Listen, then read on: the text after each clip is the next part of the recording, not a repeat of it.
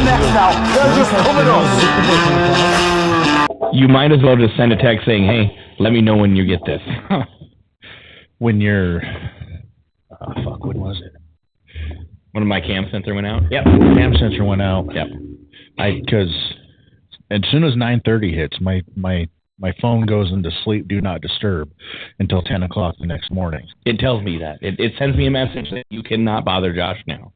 Because if you do, it is $250 an hour. Oh, you never told me. Okay. You just told me I couldn't. Well, you can. It's $250 an hour. Oh. That's why most people just go, nope, I'm good. Luckily, I've never had to. I'll wait till tomorrow.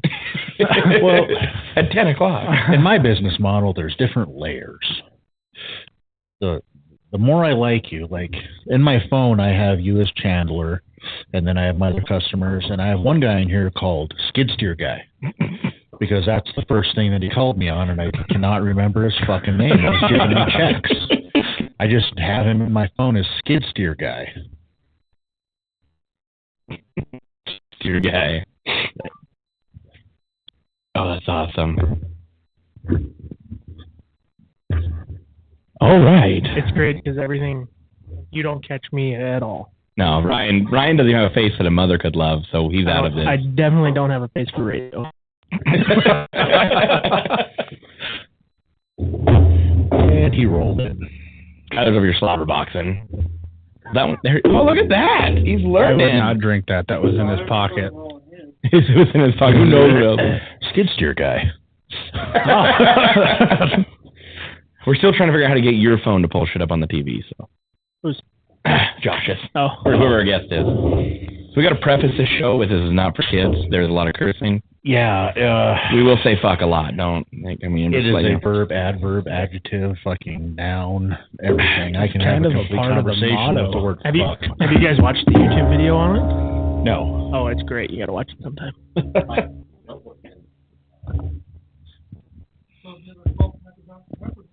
And the coach. Thank you.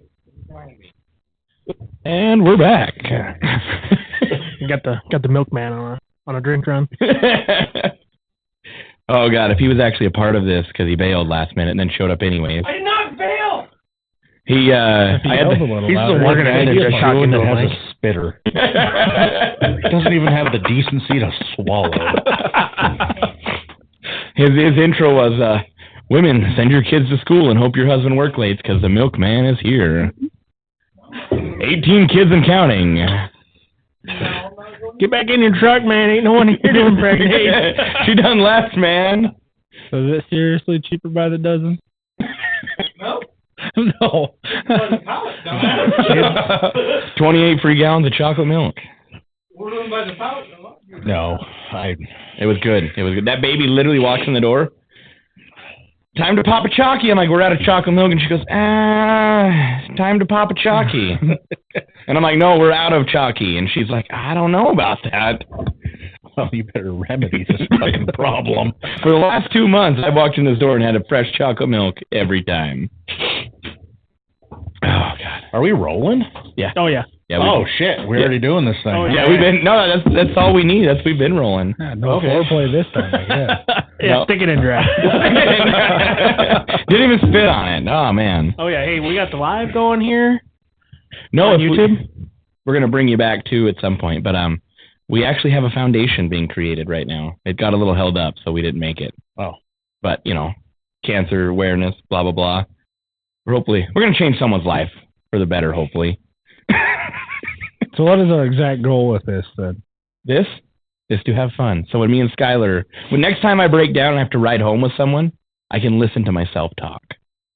Wow. You said you wanted That's his favorite thing. No. So like we would let into the TM Foundation, let into our merch links, pull some shit up on the TV, but we don't have none of that because it got held up. But like Stephanie, she's been cancer free since 2009. I need another camera. Oh yeah. Then that bulb went out. You're good. Nope. And then my next door neighbor Debbie just got told that she is also cancer free. So they put her boob in a little press and they squeeze it and then they scan it and she just had her thyroid removed. So Nice. she's doing good. Extra Luckily. pieces. Yeah. Oh, just you don't need stuff like that. It's kind of one of those things you go to the doctor, like, well, do I really need it?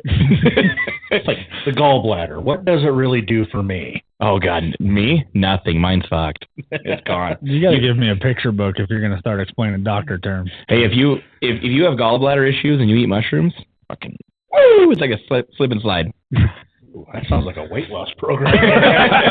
We get one of those influencers to kill their gallbladder and start giving them mushrooms and be like, I was dropped 47 pounds in 11 weeks with this fad diet. Oh, 11 weeks? Fuck, 2 days. Dude, hey, I can go on one of them clean out systems and they flush your whole body.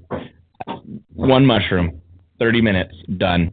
All that corn I just ate, you can count it. Just count it. Thank you, sir. You guys need intro music. Well, he's by Rodney Carrington, probably. Did you even play the intro? I hit the intro. Oh, he already played the intro. Do you want to see it?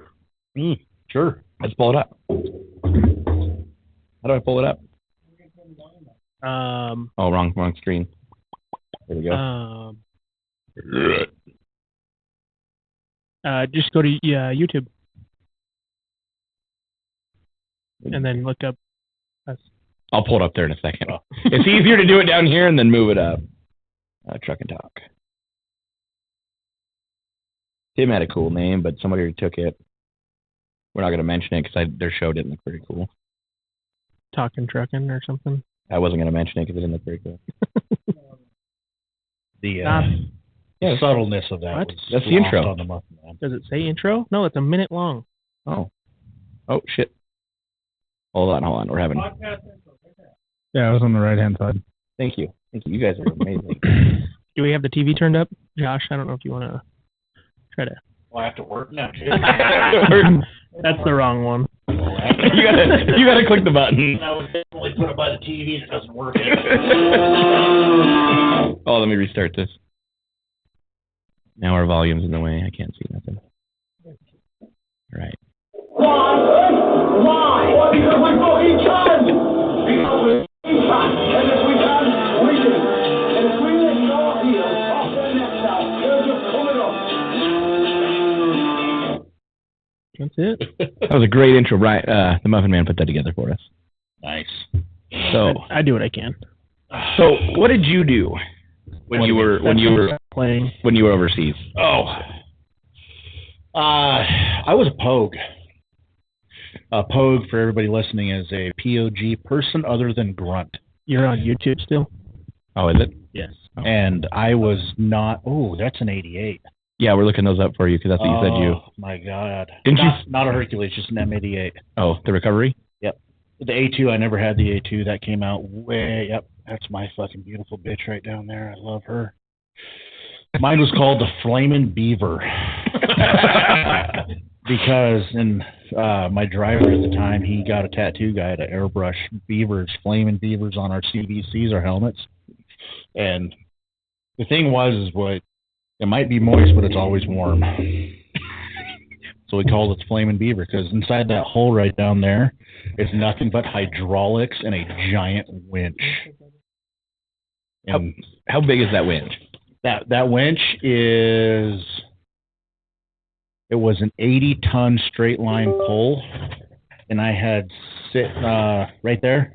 That is an 80-ton snatch block, and I had 4 of those. Jesus. That's the driver's compartment there. That's the rigger's compartment. And then right there where that big stupid light is, that's the TC, the track commander. That's where I rode. And there's usually a 50 Mark 19, 240 Bravo, or a 249 saw on it. And that was my weapon system. And then it was tracked. And this spade right here, everybody thought we were a bulldozer and we could push dirt and shit. But you drop that and you'd roll up on top when you had to pick up the fucking turret of an M1. And so you wouldn't sink into the ground and crush the suspension because it was all torsion bar suspension in there. This front road wheel, the left side, was set farther forward. So it ran through all the way to the side and pinned on this side of the hull, and it had torsion bar. And then the next wheel pinned in between those 2 wheels right there. And if you had to change the torsion bar, you just fucking quit. It was stupid. You just give up. Yeah, that's the tow bar on the backside right there. And this little hatch right there, that thing, that was my fresh air intake for my NBC system that never fucking worked. Yeah, that was a complete waste. God, I hated that thing. It took up so much room. That's where I put my microwave. It got to the point where I was going to die comfortably. I didn't really care. So I took out the life-saving nuclear, biological, chemical scrubbing system out of my combat vehicle so I could put a power inverter and a microwave because, by God, I'm going to have a Hot Pocket. I ain't never seen a madman with a Hot Pocket. Oh, dude. I was so angry. And a 50 cal? Yeah. Yeah. And the boom right there had hydraulics right underneath here. Drive like. Oh, the interior, yes. We can Gonna get some show more. the interior. Let's see if we can get some more images. See, that's the A2 because you can tell because it has side skirts because we kept getting blown up, and it has a auxiliary winch. You pay the little winch out, and then you loop it through your rigging to pull the big ass winch out. We found that out after it sucked recovering shit. Want to try to get a bigger picture of that? Yeah, is this them try to find something better? They had one of them lifting Oh, right there. That's how you drive up on it. Oh, it didn't do it this time. Oh yeah, that's the side door that you crawl into. That thing weighed about 100 pounds and whacked the shit out of you. Oh, look at that, Muffin. It's got a pintle. Yeah, that's how we do 90% of our towing is on the pintle on the back there. And I stole or tactically acquired a deep water fording kit for mine from the Marine Corps. Simplify. And I put the exhaust, the deep water fording kit on it is just stacks. Like a semi. It had stacks and flappers. And what happens is it gets the exhaust out of the way because on the back, all you had was the exhaust and the heat from the engine. That thing is mine was a V12 air-cooled diesel motor. It had jugs like a Volkswagen, but they were about that big. And you could start it. We replace a pack and you start it and you can hear the jugs blow. You're like, boo, lost 3 right there. You just lose 3 fucking cylinders. Holy shit. That was it. That sounds like something the Muffin's doing. He's like, you can put stacks on a tank? I'm there. M1 Abrams. They can put right stacks there. on it. Well, we only used half of the kit because we didn't, you could put like the deep water fordings for the air intake for the motor, but that wasn't cool. So we just put the exhaust on. Let's see if we can find the interior. Exit out of that one. Yeah, I realize that. I see that now. This is like my first time. Okay, be gentle. Jesus.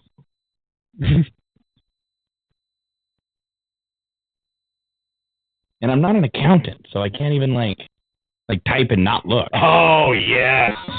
Oh, this brings back horrifying memories.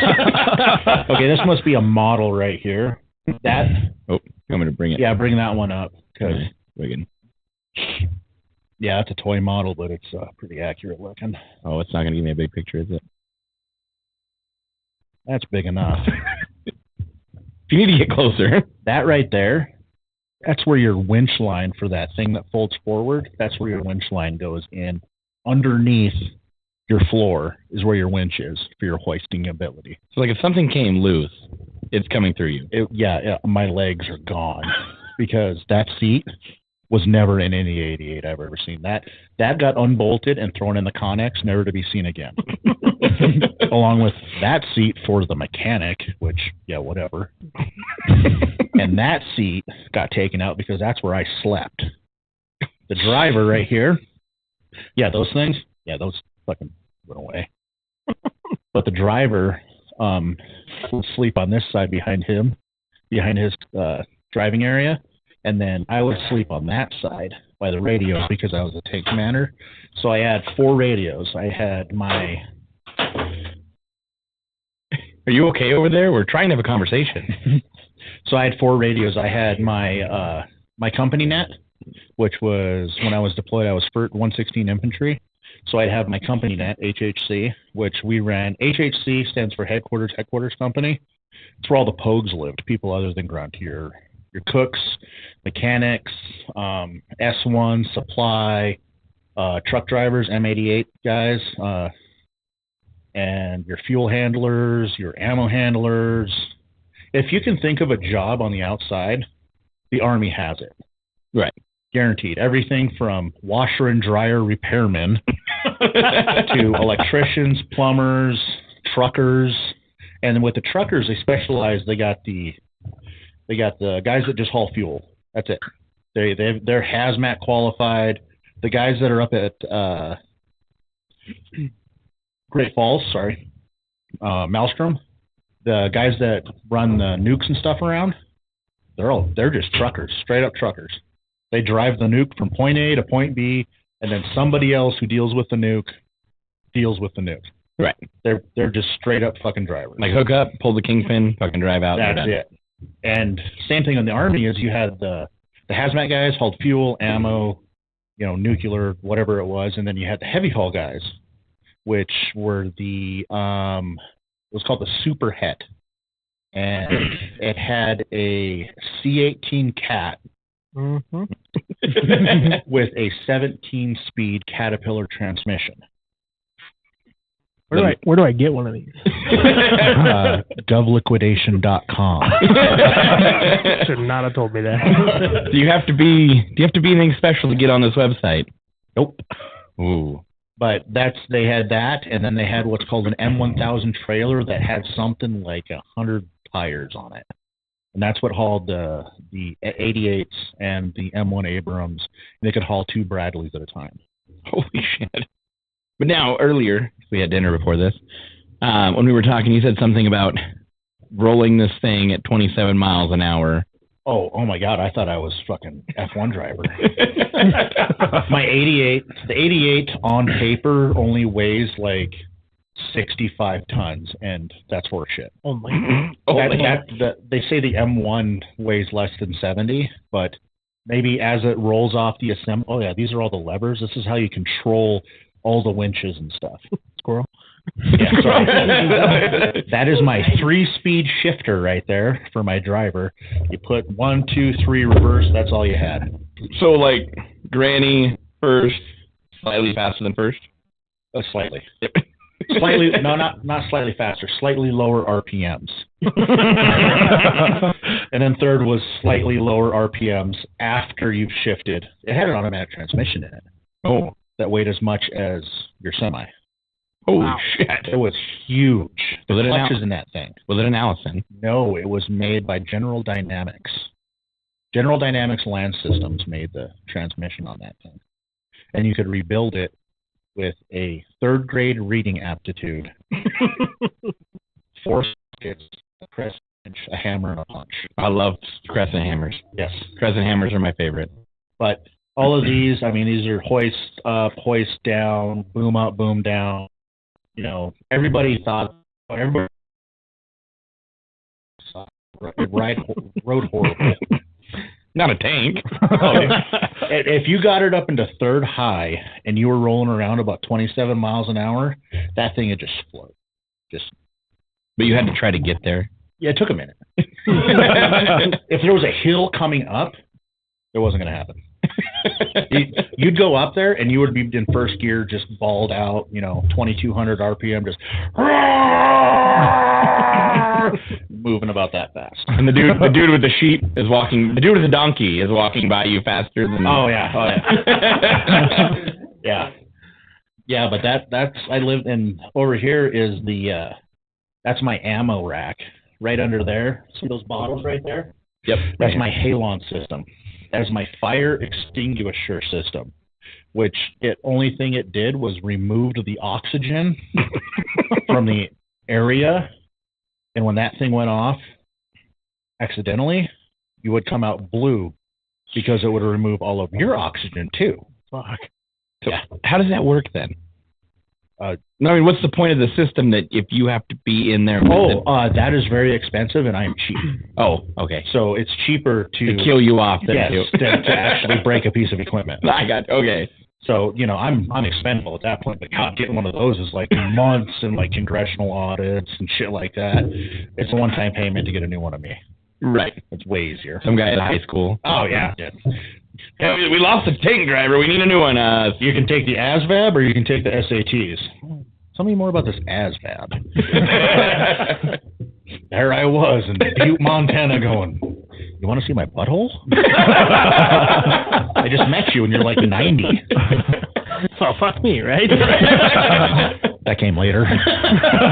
Sure. But yeah, the 88, I lived in one of those for almost 6 years. Because when I joined the military in 1999 in the delayed entry program, went to the recruiter and they're like, what do you want to be? And I said, I want to be a mechanic. And they said, excellent. What kind of mechanic? I said, I want to be a track vehicle mechanic. And they said, have you heard about the M1s? I was like, no, I don't want to work on M1s. Like, well, what do you want to work on? I was like, I want to work on like bulldozers, tracked vehicles, shit like that. And they're like, yeah, cool, no problem. They pulled it up and it was a 63 Yankee was the nomenclature for it. They got rid of it and they call it something else now. But the 63 Yankee was a track vehicle repairer. I worked on everything from AVLBs, armored vehicle launch bridges, those things that look like a tank but have a bridge on top. Yep. And they like swing it out and go over the tank ditches and they drive over it and shit like that. I worked on those. I worked on it was called engineering equipment. Everything the combat engineers or the horizontal engineers. They would use bulldozers, graders, shit like that. I worked on all that stuff. The M9 Ace. You should pull up an M9 Ace. Okay, let's see if we can find one of these. That was the one of the fuckings the Marine Corps gave the Army. This is where I learned hydraulics from. Yes. Yeah, that's a good picture right there. Yeah, driving through stuff. Yes. Driving through the stuff. Let's see if we can pull it up. Yeah. But this M9 Armored Combat Earth Mover. Yes. That thing has 290 miles of hydraulic lines in it. Wow. Really? Because the suspension is hydraulically controlled at different points. That bowl right there, it can be a dozer, or it can open that up and it can fill the... Oh, can you go back? Yeah. Let me see. This goes up, the dozer blade, and then it becomes a scraper where you just drive into it and it fills the spoil bowl here, and then you put it back down, and then you take it somewhere and you dump it out. But you couldn't dump it out, so you had to use what's called the ejection door. And you push a button or a lever, and this entire front part of the M9 Ace pushes all of that dirt you scooped up, completely inefficient, and it poops it out in front of it, and then it'll push it and smooth it out. One person is this entire crew on this thing. It had a Detroit 8B92 Silver screaming, turbocharged and supercharged 2-stroke diesel motor, backed up by, I want to say an Allison, but I'm not 100% on that one. What kind of doors does it have on it? Doors? Any doors on it? No. Oh, See that thing that guy's poking his head out of? right. Yeah, when you're getting shot at, you flip that down, and that is your viewing port. Well, I was just trying to figure out if there's anywhere you can slam your hand into so you get pissed off to run it. Oh. No. Yeah. No, you just lose your hand. You lose all your fingers. Everything on here is heavy and wants to kill you. Oh, okay. Yeah, but the suspension, you could sit flat, or in a digging position for a fighting position, you could drop the front and lift up the back like a lowrider, so you could dig better. Or you could dig to the side, or you could dig to the other side, or you could pop it up like this and do something, I don't know. But when I was in the 54th Combat Engineer Unit out of Bamberg, Germany, I was there for 2 years right out of AIT and basic training. We learned that we could put people in here. And it became a mobile fighting position. Because this is not aluminum. This is metal. This is steel. And you put a 240 Bravo in the front here and a couple of saws off to the side, and you get what's called a pissed off porcupine position. Poking at it everywhere. It was absolutely the worst piece of equipment. The Marine Corps developed this as a breaching vehicle to get through obstacles on beaches and shit like that. And they found out it sucked, so they sold it to the Army. And we bought it. Like, all of it. Gotta have it. You're coming home.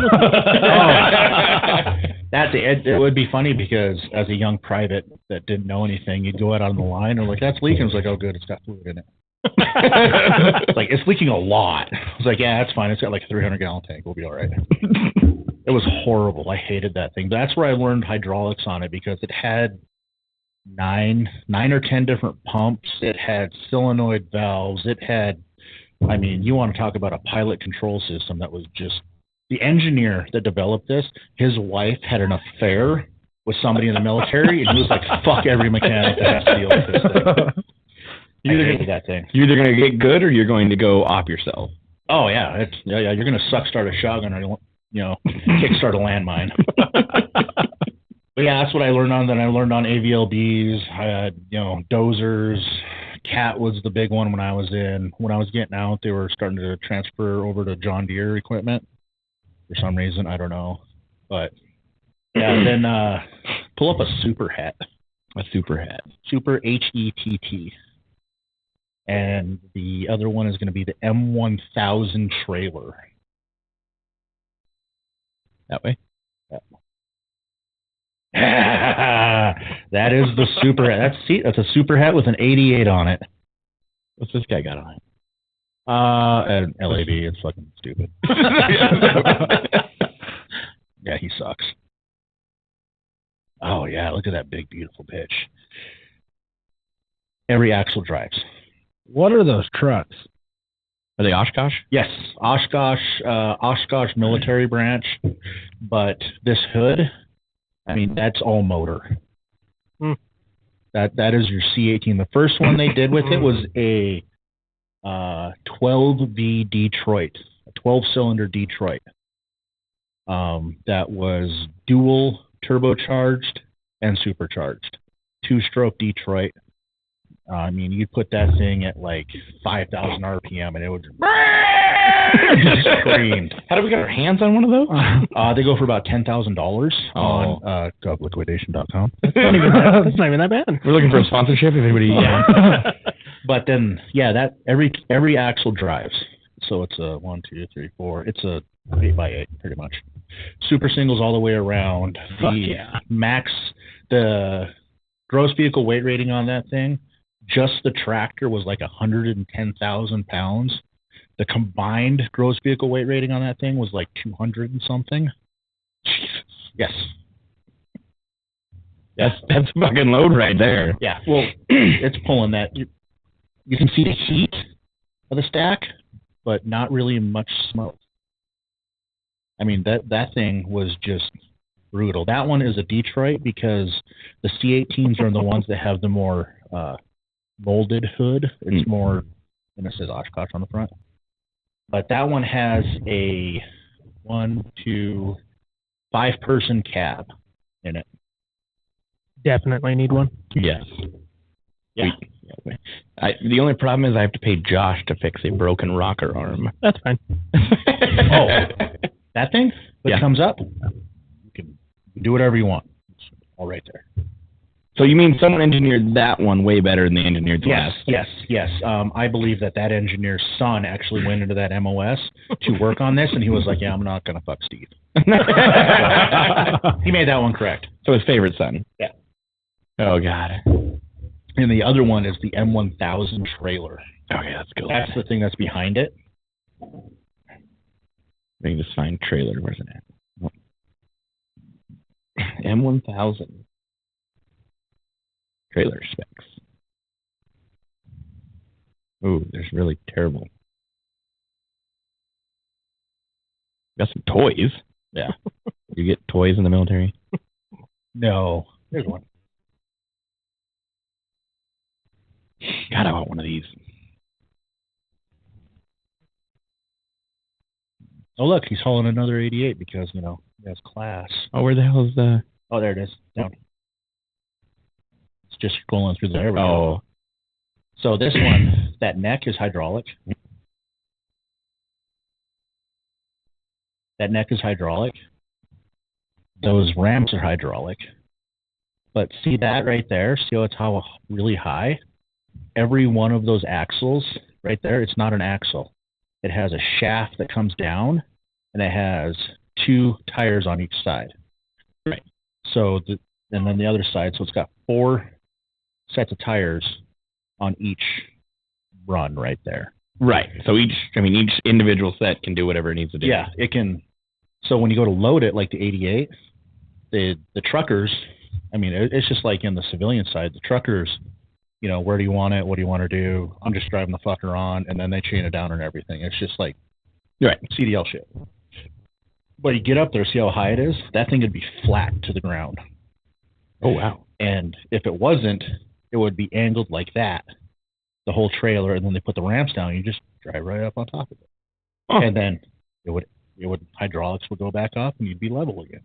That's cool. And on Super Het, it had 2 50,000-pound winches on it. So if it was dead, see it right there? There's one of the winches on it. Yeah. So if it was dead, the winch over the roller and down the trailer, and you'd be able to pull up whatever onto it. A dead M1, a dead 88, whatever it was. How much shit did they fuck up dragging things onto trailers that weigh 66 tons? All of it. Yeah. All of it. Josh, like, it was a novel idea, but it didn't work at all. Well, it's just like the civilian side. The trucker didn't give a shit. He dropped it off at the mechanic, and was like, "That's your problem now, chief." Just turns it off, gets out, closes the door, and says, "Well, the whole thing's fucked." Hey, you're welcome. Oh yeah, that right there is a Hemet M988 or 977. It's just a cargo. You do cargo. It's got an 8V92 silver Detroit. God, they love Detroit, don't they? Oh yeah. And Hard to kill. yeah, that one took an IED. You can tell because this side's dead. And this unarmored, this is what we rode in. I mean, there's no armor whatsoever. That is, you know, maybe 16 gauge aluminum. Oh, wow. For the outer door covering. That giant hole that went through it. And then that whole side of the motor's missing. Yeah, that's what it looks like after an IED blows it up. So speaking of no armor, what did you say a welder from North Dakota? Yeah, we had a welder from North Dakota whose dad was a welder out of like the Bismarck, Minot area, I think. And he joined the Army post 9/11, and he was like, hey, went to the recruiter. The recruiter's like, you should be infantry. And he's like, fuck no, I'm not going to be infantry. It's like, why? And he's like, well, I want to be a welder because I already am a welder. So he went through basic training, went to AIT, and he was like, hey, I already know how to weld. So the instructor's like, okay, yeah, whatever. And he graduated the 9-week AIT in 4.5 days. Oh, wow. He tested out. Right. He was just, I mean, he was doing, 6G, MIG, ARC, TIG. And he's like, I know what I'm talking. I know more than you. And the instructor's like, I've heard that before. And he's like, no, sit back. I got a permit. And he got sent to first ID. We got him, and I'm gonna say we got him in May. Brand new private, just terrified looking. And then because he went to HHC, he was a pogue too. So we had the welders, we had the machinists, right? Everybody. And he came to us, and they didn't know where to put him, so they're like, oh, let's put him in recovery. Why the fuck can you put them in recovery? Do you guys have oxygen acetylene bottles on your 88s? Like, oh yeah, that makes perfect sense. Yeah. You can weld, but we found an oxygen bottle over here. Yeah, that looks like your equipment. We put you in the med bay because they have oxygen. We actually stole oxygen from them because we couldn't find any. Yeah, but yeah, so we got him, and we got over there, and allegedly. Allegedly. Oh no, statute of limitations is over. We stole that shit. Yeah, we've that's a story. But then, so we get him, and we get warning orders, and they're like, hey, you're going to Iraq, and we're like, okay, fuck. So we go get our shit ready, we pack it, and one of the guys I was with, Barrett, he shows up one day when we're loading our Connex to go to Iraq, and he has this duffel bag that's probably 6 feet long. I'm like, what the hell are you doing? He goes, I bought every roll of Charmins I could find. Like, dude, what are you talking about? It's like, my uncle was in Vietnam, and he told me I needed to bring toilet paper. That was the currency. How many sheets do you want? Of Camp Ar-Ramadi in Iraq. You mean before COVID, you guys were already using toilet paper as currency? Yes. The 2-ply became 1-ply because it got really, really scarce. And we just got tired of our buttholes bleeding because the sand gets in there, the sweat gets in there, and it's just not a good deal. Right. No So, showers, no. Yeah, no running water. I built our first shower on our camp out of a radiator, 2 24-volt fuel pumps, a piece of hose, a torpedo heater, and a gravity-fed overflow tank. Yes, it was a thing of beauty. And they were lined up for 200 meters to come and stand underneath a hose that looked like a cow pissing on a flat rock. But it was better than nothing. Oh, yeah. It was, I mean, the first time we ever got cleaned. The water, questionable. But it was still better than nothing. Yes. Where did you get the water? Spraying down with NA Bush. We'll roll into that next about the NA Bush. The water came from a Roku unit. It was a water purification unit. You remember the movie In the Army Now with Pauly Shore, where he goes and he becomes a water purification specialist, and he's like, they'll never deploy, and then there's a conflict in the Middle East, and they need water. I think I've seen it. Yeah. But we had a Roku unit that was right off the Euphrates River, and even after they treated it, it was not fit for drinking, brushing your teeth, or anything that you would use to ingest it. We couldn't do that with it because they still couldn't clean it. They took the water out, went through a Roku unit, put it in another Roku unit, and still couldn't get it clean enough to drink. So you mean like washing your butthole was literally almost crossing the line of still too dirty to use? Yes. Yes. And it was bad. But yeah, we got that. But the welder, he came in and we went over there and we took our green vehicles to a desert environment, which camouflaged perfectly. And what ended up happening is we kept getting hit by IEDs and stuff. And some of our stuff was soft skin, like fabric doors. So he came up with what was called hillbilly armor. You could probably look that up. Iraq hillbilly armor. And he was like, hey, if you find me some metal, I can make this stuff. So we'd go out on a mission and we'd do a mission in the rail yard and we'd find like sheets of metal and we'd load them up and take them back. And is there any good ones? Yeah, right there. That's a Hemet with hillbilly armor on it. That's a 5-ton with hillbilly armor on it. I mean, it's just plated steel to hope that whatever he could cut and weld and make. Yeah, that was it. Your oxygen bottles for.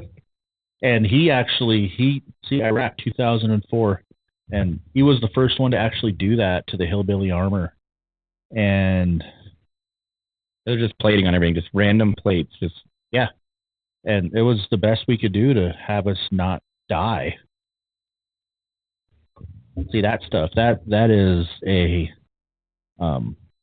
an add-on armor unit that somebody made billions of dollars developing, because that's all nice and pretty and stuff, and it's got like glass in it. Yeah, that was a government contractor that took his idea and was like, I can sell this back to the military and make billions. And he did. And he's sitting there going, I'm just doing it to stay alive. Yeah. Yeah, we would tactically reacquire any metal that we could. Tactically reacquire. Well, and, yes. and would you say previously not even just metal, just vehicles, anything? We couldn't get parts. So, tires. It's 120 degrees outside, and they had asphalt was everywhere. They had no concrete. It was all asphalt. And it got so hot that the road would bubble, and it was like throwing oil everywhere. And a set of tires maybe would last a couple weeks. And that's not even counting like getting hit by an IED like that 5-ton did and getting parts and stuff like that. So what we ended up doing was we tactically reacquired first the chaplain's truck, because, he's a chaplain. He doesn't need to go anywhere. I mean, he went to church twice a week and he didn't need a ride. He could walk. We didn't have AC anyway, so it didn't matter. So we brought his down to the chop shop. I mean, the vehicle maintenance area. The chop shop. And by morning, that thing was a frame that was being cut up by a demo saw because we didn't have anywhere to put the frames that we had. So like the only part you didn't need was the frame. So we kept a couple of frames for like when, you know, an ESP went through a frame and fucked up a frame, we do a frame swap or whatever on it. But, you know, after you steal all the chaplain's trucks on post, you know, you kind of run out. So we started going to this place called TQ, which was by the lake that I almost got hypothermia driving by when I was 120. We started going there, and me and a couple of my buddies, we would go in and we would be a passenger, and they'd drop us off. And then we would go to the chow hall, and we'd wait for the Seabees, the Navy's construction battalion, to show up because they didn't have weapons. They didn't have radios. They didn't have anything that would lock the base down or, you know, sensitive items. They didn't have nods or anything like that way that we did. I mean, I think they had a 9mm, so they'd go into the chow hall and they'd have all their sensitive items on them. And, you know, they'd put the little loop through the steering wheel and put their padlock on it. And we'd wait for them to go in, and then we'd show up and we'd dismantle it because we were mechanics. And then we would steal their trucks and go back to our staging area, which was usually on the other side of TQ. And we'd show up with the LT, and he's like, "What the fuck are you guys doing?" It's like, "Oh, we need these parts." And they're like, "Okay, I'll put you on the trip ticket." And he'd go back in the little hut and be like, "I got 4 more vehicles I need to add. What are their, you know, the bumper numbers? Everything in the military has a bumper number on it. You know, it tells you who you're with." Yeah. And we had a set of stencils, so we repainted all of them. And then we'd show back up at our place, and we'd go to the maintenance area. And the chop shop. Yeah. And, I mean, these guys were better than, you know, South Central. I mean... So you're like, you guys literally like, this bumper number only has to matter to get me on a manifest, and then I'm done. Yep. Like, we're home, it's gone. That bumper doesn't exist anymore. Oh, it did. It was the Connex and the rafters. But by the time it was there, it was repainted blank. So it didn't matter. But yeah. The CBs come out, and Josh is leaning on a rail, you know, sitting there. And they're like, "What are you doing?" He's like, "I'm just..." Oh, that's the wrong one. "I just want to take some pictures." Yeah, about that. They're like, "Okay, see you later." Yeah, we do that. We did that for a while. I wanted a reason to hit my button. But yeah, sure. We never like stole any Bradleys or anything because... Could you steal one? They kind of needed them, or? Oh yeah, you can steal a military vehicle like that. No. I mean, what was the purpose of not stealing one? Oh, it had a 25mm Bushmaster and 2 tow rockets on it, so they kind of got more pissed if we stole that. Oh, like there was items you may have to actually report. Yeah. If you lose a tow rocket, they tend to get pissed. Right. I mean, you know. It's not like a Humvee. Like, I don't know, I left the keys in the ignition and I came back out, it was gone. Yeah. You know, Humvees, 5-ton, shit like that. I mean, it wasn't my problem because I wasn't in the Navy. I'm sure there was some captain or something got his ass chewed somewhere, but I didn't care. It wasn't my problem. But then the Seabees came over to my camp to build us a place to live, and that was hard because they walked everywhere because they were down to like 4 trucks that we hadn't stolen yet. So, yeah, that was difficult. I felt bad for them. Did you really, though? No, because they built these. I mean, the Seabees, best construction guys out there. I mean, these guys knew what they. I mean, they went from. They did footings made out of cinder blocks. They made all these nice little hooches with bunk beds and an AC. And it was plywood and there was windows. And we said we're not moving into it. And they said why? And then we got ordered to move into it. And we said no. And then it got hit by mortars and it all burned down. Were they your mortars or enemy mortars? Enemy mortars. Well, if you build something big and beautiful, you're going to want to shoot at it. Right. So yeah. So we weren't moving into that. Because I didn't want to die sleeping. Yeah. Speaking of mortars. Yeah. Let's hear your mortar story. Which one? The bra and panties. Oh. We're just gonna kind of roll through my list we came up with at dinner as we get to points. So like month 7, 8, whatever. At what point was your give a fuck button completely gone? Like, 4. it just there we go. 4. 4 hours or No, month 4. oh, okay, month 4. By month 4, I was not here to liberate a country. I was here to bring my ass home and all my guys. And my humor had been destroyed because of all of the loss we've had already, and I didn't fucking care. Right. So, I mean, what are you gonna do? You gonna Send you to Iraq? You're gonna send me to Iraq and bend my dog tag? Right. No, you have absolutely nothing. You can make me burn shit. I already do that. Right. Didn't you say the brigade had AC? Yeah. The brigade, they had AC, they had showers. So they're lucky that they didn't have to lock all you up. Yeah, they didn't come to us because for their own safety. Right. Well, we'll get into that one next. What about So I got bored one day, and my buddy Murray, he showed up with the brawn panties. I was like, I bet you won't walk down to the mortar pits with his brawn panties on. I was like, fucking bet. So, my ass, I had, it was pretty decent shit. I got a healthy B cup. And so I put it on, and I got, tan lines, just pitch white. And I had these panties on that were like 4 sizes too big. My ass ate it. And then I had, one of the boys each spilling out the other side, and I had my boots laced up. I had my blouser. My boot blousers were on, that way it wasn't gay. Had my weapon. I just went for a walk, and I walked from my hooch where I lived down to the mortar pit, and like the sergeant major saw me. He's like, "Nope, don't even want to know. Nope, not today, Satan." And nobody like batted a fucking eye. They were just like, Skidmore done Ross this shit. And that was it. Like, I walked down there, played a game of spades. Nobody said shit. And I walked back, and it was a Tuesday. I mean, it was like that everyone's in that mode. Like, yeah, no one really. Everybody hits your breaking point at some point, and it's something that's gonna set you off. We had the Scouts was a sniper, and he had a 50 cal sniper rifle. I think it was an A2 BMG. It was the one with the magazine fed on the bottom. And we had call to prayer 5 times a day. 5 times a day. From this loudspeaker. No, I mean, that's like on base? Or? No, that's just from the surrounding towns. Oh, okay. Gotcha. And it's the Islamic call to prayer. Right. And it was weird because I was in the motor pool one day. I was actually working. And you see the scout walk past with his 50, and he's going to the one of our observation points, tower, and must have got a call for something. He walks over there, gets up on the berm, puts it down, and sights it in. Just hear one round, and then it stopped.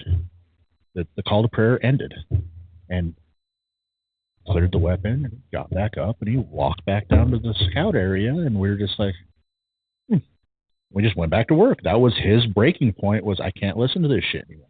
Right. And he shot the speaker. And that was it? Yep. Were you all thankful? Yeah. We thought maybe he could have used something larger. But didn't you say they didn't allow him to use anymore? He wasn't allowed in the gunner operations of the Abrams or the M2 Bradley because they were afraid he was going to shoot like a toe or the 25 Mike at it. Yeah. And just eliminate the whole thing. Just get rid of the whole problem. Yeah. When we were there, we had 3 things to our ROE. This is 2003, 2004, mind you, okay? Yeah. Like, shit's Western still. Right. This is not 2017, 2018 where shit got stupid.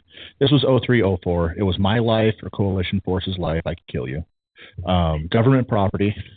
Like, if you're going to blow something up, try to steal something, I could kill you. Like you said, everything costs more than a human life. They're going to save it. Yes. Yeah. It's so hard to get stuff over there. Right. Like, it was bad. And then civilian life. If we see you like walking up and you're going to kill innocent people, we can, kill you first. Because whatever. But that was the ROE. And, 2016, 2017, 2018, it came to like 5 pages of stuff where they weren't allowed to do things. And a lot of guys were so terrified to pull the trigger because, okay, if I actually defend myself, I'm going to have to go and answer to the judge, advocate general, the lawyers, and I could go to Leavenworth for the rest of my life. Right. Like it's like criminal to then. Yes. You're no longer like a military force. You are like people. Peacekeepers. Yeah. Big Army was never meant to be a peacekeeper. Right. You don't unleash the 1st Infantry Division, the 82nd Airborne, the 1st Marine Expeditionary Unit to win hearts and minds. You take over land masses with us. Right. And keep them. If you want hearts and minds, you bring somebody else in, like the Air Force, to talk about your Like you said, you guys rolled in there, you'd clear a building, and it was yours. You Yes. would say, that's mine. I'm taking it. Dibs. Yep. Yep. I sleep here now. Right. Ooh, the teapot's still hot. Speaking of Breaking Point, you said that Anheuser-Busch could get you guys. Oh, shout out to Anheuser-Busch. I blame you for my alcoholism. Anheuser-Busch, 2003, 2004, we couldn't get water, obviously. We couldn't shower, personal hygiene, and we couldn't get food. We were down to like 1 MRE a day, and then it was like 1 MRE for every 2 days. Ammo was scarce. We were taking belt-fed 249 SAW ammo, which was 5.56. We were breaking the belts down for our M4s and M16s. Like, we didn't have bulk ammo. Right.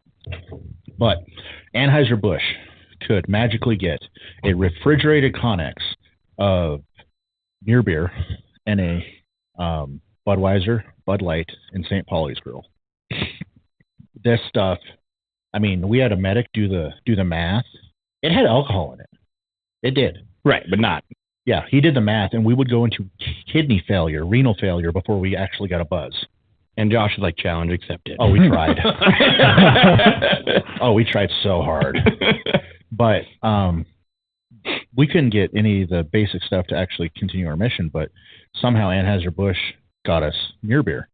So what happens when something bad happens to you? You go to the near beer truck, grab a case of beer, free, take it back to your hooch, and you drink it. What do you think 390-some people did when we got back to the States?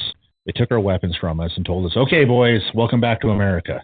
And it's not the country you left. No. We all got depressed, and we all went to the Class 6 Shopette, which is the alcohol store on post, and we bought Budweiser. You couldn't find Budweiser on Fort Riley, Kansas when we returned because we drank it all. And you got buzzed. Oh, we got so buzzed. We had such a problem that it had to come down that they had to enforce General Order Number 1, which was no drinking, to a bunch of infantry guys and folks, me, to not do that anymore because the MPs were scared of us. There's a lot of people scared of you. Yes. Well, after you leave a combat zone and you're 10 foot tall, bulletproof, you piss vinegar, shit razor wire, and then you look at all these other people, which we called them slick sleeves. They didn't have a combat patch. And we rotated between three. Yeah, the 1st ID, 82nd Airborne, the 1st Marine Expedition Unit, because those are the guys we were attached to. And we got to wear their patches. And you got a slick sleeve PFC E3 looking at you going, you guys should turn the music down or not drink so much. Who the fuck are you? Josh is like, I will end you. Yeah. All it takes is a flick. Oh, dude. Josh is like, I've kickstarted a landmine and I've lived, so you might want to step aside. Yeah, Murray found the landmine. But like now everybody's like, oh, gays in the military, shit like that. We had gays in the military back in 2000, 2003, 2004. If you did your job, we didn't care if you put a wiener in your mouth. Right. Okay? Didn't care. We had gays, and they did their job. We knew they were gay. They didn't bring people back to the barracks. They did their own thing. But if you had a 1st ID patch on you, you were ours. We claimed you. And so what happened was 1st Armored Division on Fort Riley actually baited, I think it was 3 of our gays, into going over there to meet up with somebody thinking they were going to hook up. And then they started they started beating them up. So one of them got a call to us. I think he called the CQ or the staff dude and was like, hey, we're getting rolled over here. So all Alpha Company, Bravo Company, Charlie Company, and HHC got the call. They called from the staff duty, which is our battalion headquarters, to our CQs for every company, change of quarters. and they got all of us, and we went down to first 80, and rocked their shit. And I vividly remember this because one of my friends was curb stomping this guy. Allegedly. Okay. Curb stomping this dude. There are faggots, don't fuck with them. And then we collected up our gays, and we went back to our barracks. MPs got called, and nothing ever happened. What are you going to do? Are you going to prosecute an entire battalion? Right. They just beat the shit out of another one? Yeah. Like, literally. Like, it was like a gang war, and they're sitting there going, oh. Yeah. But after that, nobody fucked with their gays. That's great. Yeah, and that, that's like, everybody's like, oh my God, you're a Christian conservative. You don't like gays? Like, hell no, dude, I'll go to their weddings. Like, who cares? I don't give a shit. Josh's like, I don't care what you do in the bedroom. Like, no, that's between you and, as long as it is not a child and it's two consensual adults, have at her. I do not care. Him. Have it him. Yeah, him. Yes. Josh's like 2022. Josh's like, you seen where I've been. That is the least of my fucking worries. Oh, dude, I don't give a shit. But these guys, I mean, they all had combat patches. They all served over there with us. Like, you're not going to take anything from them just because they're gay. No, they did their jobs well. They just happened to like dick. Right. And I didn't care. Right. I mean, but what about donkeys? Oh.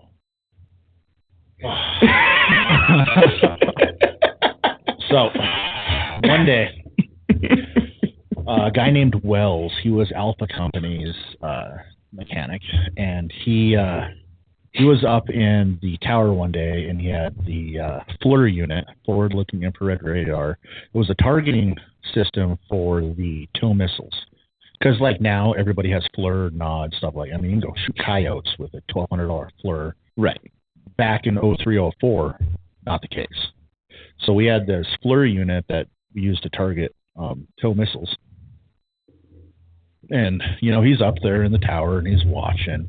And right on the other side of the berm is where all the people that brought our stuff in. We had local nationals, right, LNs, truck drivers. They couldn't come on post or onto our base until they sat there for 2-3 days to make sure they didn't blow up.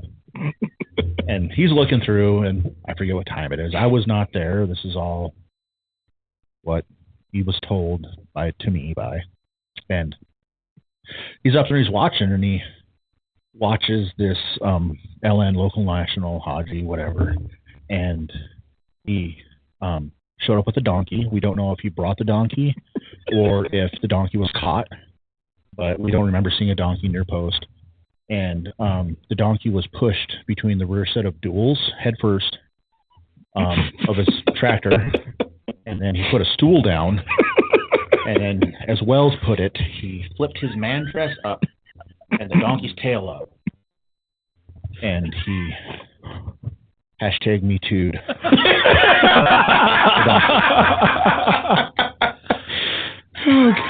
Now, this came down. It was evidently radioed in that a donkey was being sexually assaulted, SA'd, by a local national, and we didn't know what to do. So we went and rolled him up and took him to the bed and breakfast, and then we brought the donkey in for, I don't know, moral support. Like, questioning. Life's been fucking y'all. You might as well help the donkey. Yeah, that was the thing. Like, that donkey, and like I had a cat that a guy killed. Didn't end well. It was just like a little bit of normalcy, like having a pet. Right. And so this donkey, we brought her in. Sergeant Major Leggett told us to, kill it because it was raped. But we'd grown fond of it, and so we kept it, not for the same purposes. Josh's like, we haven't seen a woman in months. We could smell them. But so we brought this donkey, and we just kind of like had it as our mascot. We painted a big red one on the side of it, and then the Marines would steal it. God knows what they did to it over there. But it was always happier when we stole it back. So Marines are nasty. But the Marines would steal it and then paint a big blue one on it because they were the first Marines. Had like a big blue one with a canal down the center of it. And then we'd go back over and we'd steal it back. It was just kind of like a rivalry thing. But when we rotated back, I don't know what actually happened to the donkey. The donkey had free range of 1st Infantry Division's battalion area. Like, So you just let it roam. yeah, it'd just show up and, you know, hang out. It'd hang out at the QRF point. You know, we gave it water and stuff. And somebody came up with some food at some point. But yeah, that was, Josh's like, we may not make it home, but this donkey will live to see another day. oh yeah, it wasn't the donkey's fault. We felt seriously like a bunch of infantry guys. Like, do we have to kill the donkey? Like, Right. should we like send it to therapy first? Like, Kind of sucks to get raped and then die. Like, right? Like it was a male donkey too. That was fucked up part. But yeah, that was one of the small humanities that we had in that country. Speaking of that, what about the little orphan kid? This is a good story. That's why I bring it. This one's like a positive, you know. So we had an orphanage. It was not on post. It was downtown area, and kids over there. Is this a building that you may or may not have stolen? Oh no, we fucking stole it. May or may not. We owned that bitch. It was the only one with power. It had generators. So you took it over. I mean, you just like, yep, now ours. Yeah, dibs. Yeah. Okay. It didn't matter. We just took it. I mean, we took whatever we wanted. I caused so much damage. Like, we had a lieutenant that would walk around with like money and pay for shit that I ran over. In your M88? Yeah, like cars. They do. I'm driving down a road and a little Hino truck is coming at me. I'm bigger than you. I'm not moving. It's not like you got to worry about like your vehicle being damaged at all. No. Yeah, because when like the hood would get sucked up into the sprocket, it was kind of a bitch to get it out. Put the blade down a little bit and. No, you didn't want to do that because that was like an extra armor piece, and then it would like you didn't want to like push it out of the way. You just wanted it to stop. So yeah, we did that a few times. And then there was like a lieutenant like, fuck, and he's got to like pay for it. Like cows the same way. Wait, did you say a cow? We didn't hit a cow. We hit a flock of goats. Well, they would take dead goats and put them on the side of the road and put an IED in it. So we assumed everything wanted to kill us. And everything's a walking bomb. Yeah. And so we would run it over. Like any good. So, I mean, but you're in a vehicle that the IED isn't going to damage then? Or? Oh, yeah. It would fuck me up. But you're just going to run it over anyway. Golden BB. By month 9 out of 12, I was like, I am invincible. Come at me, bro. 27 miles an hour on a downhill. Oh, dude. They didn't know what to think of me because they couldn't see the main gun. They're like, what is that? They had no idea what I was because they could not see the main gun. They thought I was cooler than the M1. Right, because they didn't know what you could do. Nope. No Josh idea. was like, I can tow the fuck out of you. Oh, dude, I will recover the shit out of you. We'll get into that next. Let's go back to the orphanage because I like that story. So the orphanage, all the kids, kids were displaced. I mean, young girls are, they're less than humans. I mean, everybody wanted to take the first boy. The first male was the heir to the dad, whatever. The girls were nothing. So we had this little orphanage set up, and we painted a big red one on the side because ours. We painted fucking everything. We painted donkeys. But, my mom would send over, coloring books and stuff. And then we take them to the orphanage, and, it's just a place for the kids to hang out that was safe. And it got to the point where we wanted to rotate through all of this, and people were actually fighting to go there and hang out with these kids because it was a little bit of humanity. A lot of us were husbands, fathers, you lose your buddy, and then you want to go hang out with kids and fucking color Garfield or whatever. Right. And so we did that, and one day through the head shed, it was come down that they were going to send a VBED, a vehicle-borne IED, which is, we call them bongo trucks. They're like cab-over Mitsubishis or Hinos with a bunch of propane tanks, 155 shells, artillery shells in the back of it. It was just a giant rolling bomb. So they told us it was coming down, and we were at the recovery guys would go to the QRF desk every day and be like, hey, what missions do we got? And we'd get a brief. I had a security clearance, but it was a mission-specific security clearance. I only knew my portion of what I was supposed to do. Right. Go out, recover X, or go out and prepare to recover. There's an operation. No unit specifics, no idea. I would get a generalization of the equipment so I could prep my crews, be like, okay, we're recovering this, that, whatever, So hear this stuff, and our chief, CW4 Morbeck, was like, hey, this is what's going on. Watch out. They got VBIDs in the area. They're going to target the orphanage. I was like, okay, cool. Where we borrow a tank? And he's like, okay, well, see if we can borrow a tank. This was before we beat up First AD, by the way. We were still friends. But you wanted to borrow one instead of steal one. Oh, yeah. They have missiles on them. That's right. You got to borrow. No, they didn't have missiles. They had big, large 155 millimeter smoothbore guns. They tend to notice when those go missing. Right. So you couldn't just steal one. Humvee 5 tons, you just write that shit off. Right. Combat loss. Like, oh, I thought it was here, now it's going on. Whatever. I'm sure those CBs stole somebody else's shit and just repainted the bumpers. And it's somebody else's problem still to this day, probably. Some staff are just like, fuck, man, I got kicked out. This goddamn fucking Humvee got stolen. Sorry, boss, that was me. But so this DBAD's going through, so they're like, hey, why don't you go, see if you can work that out. So I went over to First Armored Division, talked to their recovery section. Like, hey, need to borrow a tank. They're like, okay, cool. Why? So I told them what's going on. I was like, well, we got a VBAD coming to the orphanage, and we want, we're gonna fuck up the kids. And so they're like, okay, yeah, we can get 2 tanks. I was like, sweet. Can you show me how to drive it, load it, shoot it? They're like, no. We're crewing this thing. I was like, okay, fine. Like, we know your history. We're not gonna let you roll out of here with a tank. Yeah. So we ended up getting 2 tanks, and they're set up out in front of this thing. And the M1 has an APU unit, auxiliary power unit, where the main engine doesn't have to run for the targeting system, the turret, all that stuff to still work. Right. So what happened was they just sit there, and the tanks had AC, by the way. Fucking pussies.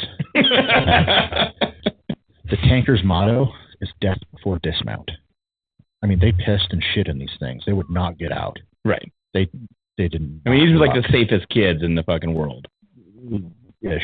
You're right. Anything can be destroyed with enough force.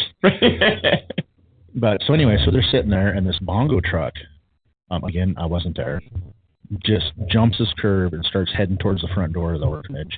And evidently these 2 tanks just go, what?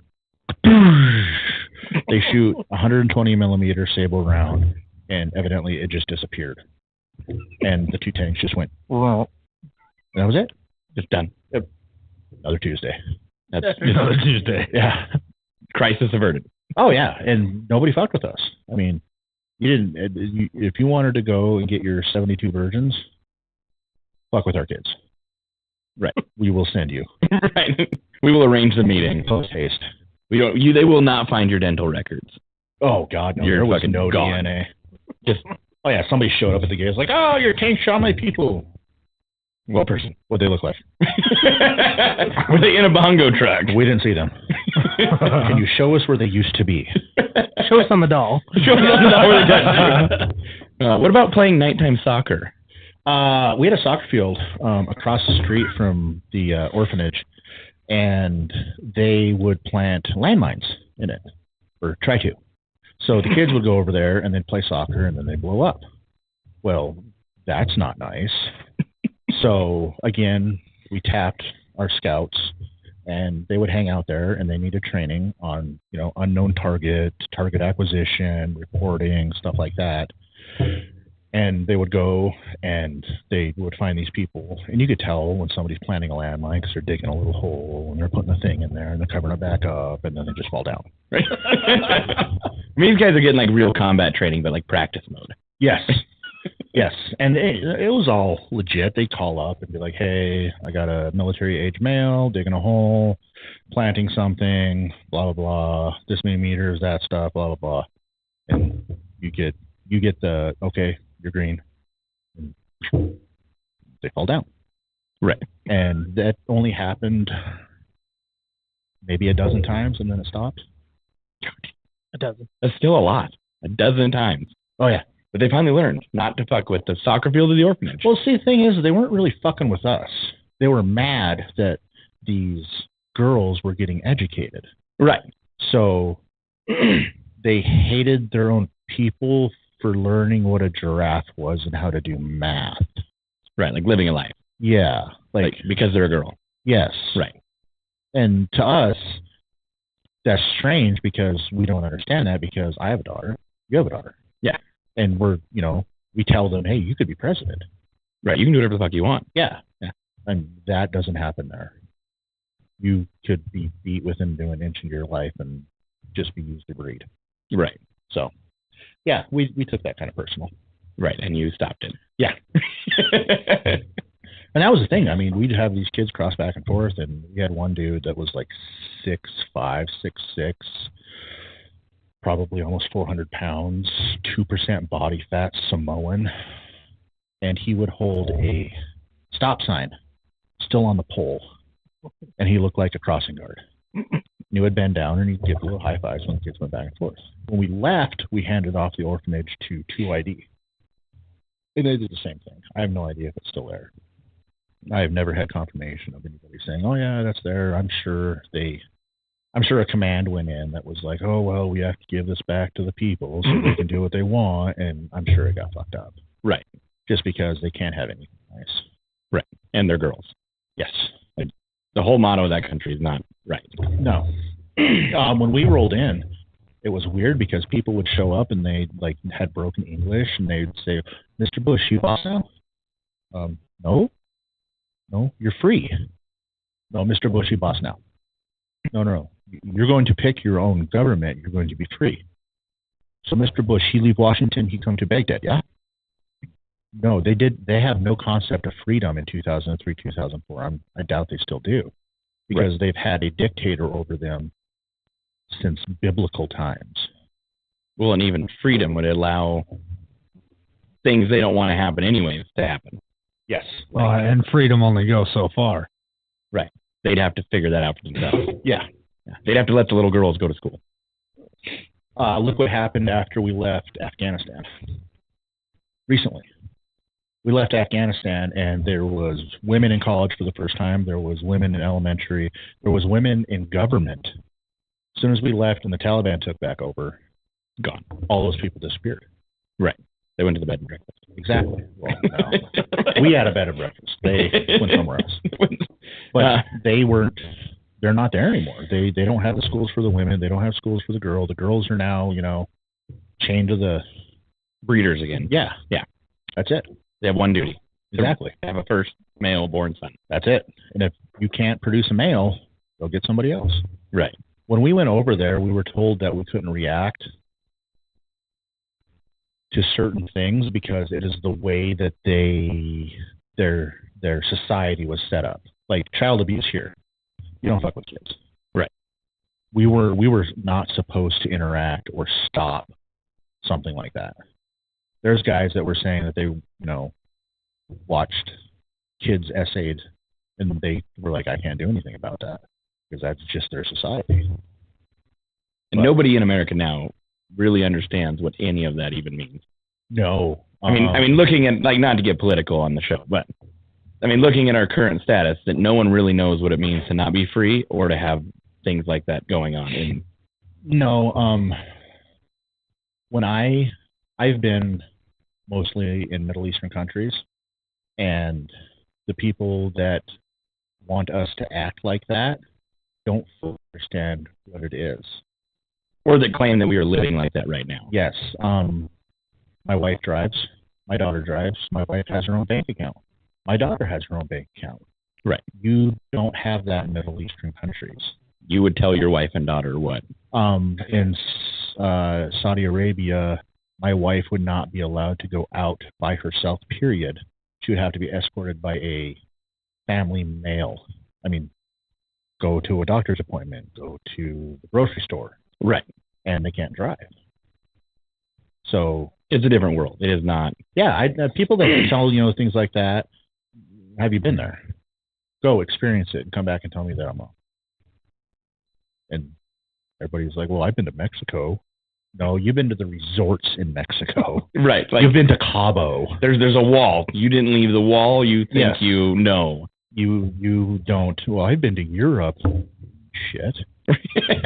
Like I've traveled. No, you've traveled to where you were told to travel to. Yeah, you've traveled to places where the State Department says it's okay for you to travel, Right. not to other places. Right. But yeah, that's So another one I got to get into because you were talking about dragging whatever the fuck you want. The magnesium wheels. First Marine Expeditionary Force had a general 1-star, 2-star, something like that. And I had my 4 radios. I had my company net, battalion net, division net, and battle space net, where I could hear everybody else's shit. So I'm laying there. I have to have the radios on at all times. And every hour on the hour, they do a radio check. Make sure everybody's radios are right. So every hour minimum, I was waking up doing a radio check. So my sleep schedule was absolute garbage. So what we'd end up doing is not sleeping. Sit there and listen to the radio. And we're listening to the radio one night, and we, hear the Marines. They take contact, and it was probably some dude with fucking AK popping off celebratory rounds, and they expended all of their ammunition.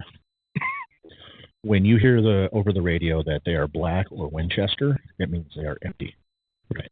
And next comes fixed bayonets, and we didn't have bayonets. So they're trying to figure out how to get a resupply out there, and they tell me that one of the LAV light armored vehicle, it has like 3 wheels. It was like that thing we saw. Marine Corps version was got a little propeller so it can go off a ship. And so they're like, hey, we got one disabled, blah, blah, blah, blah. All right, cool.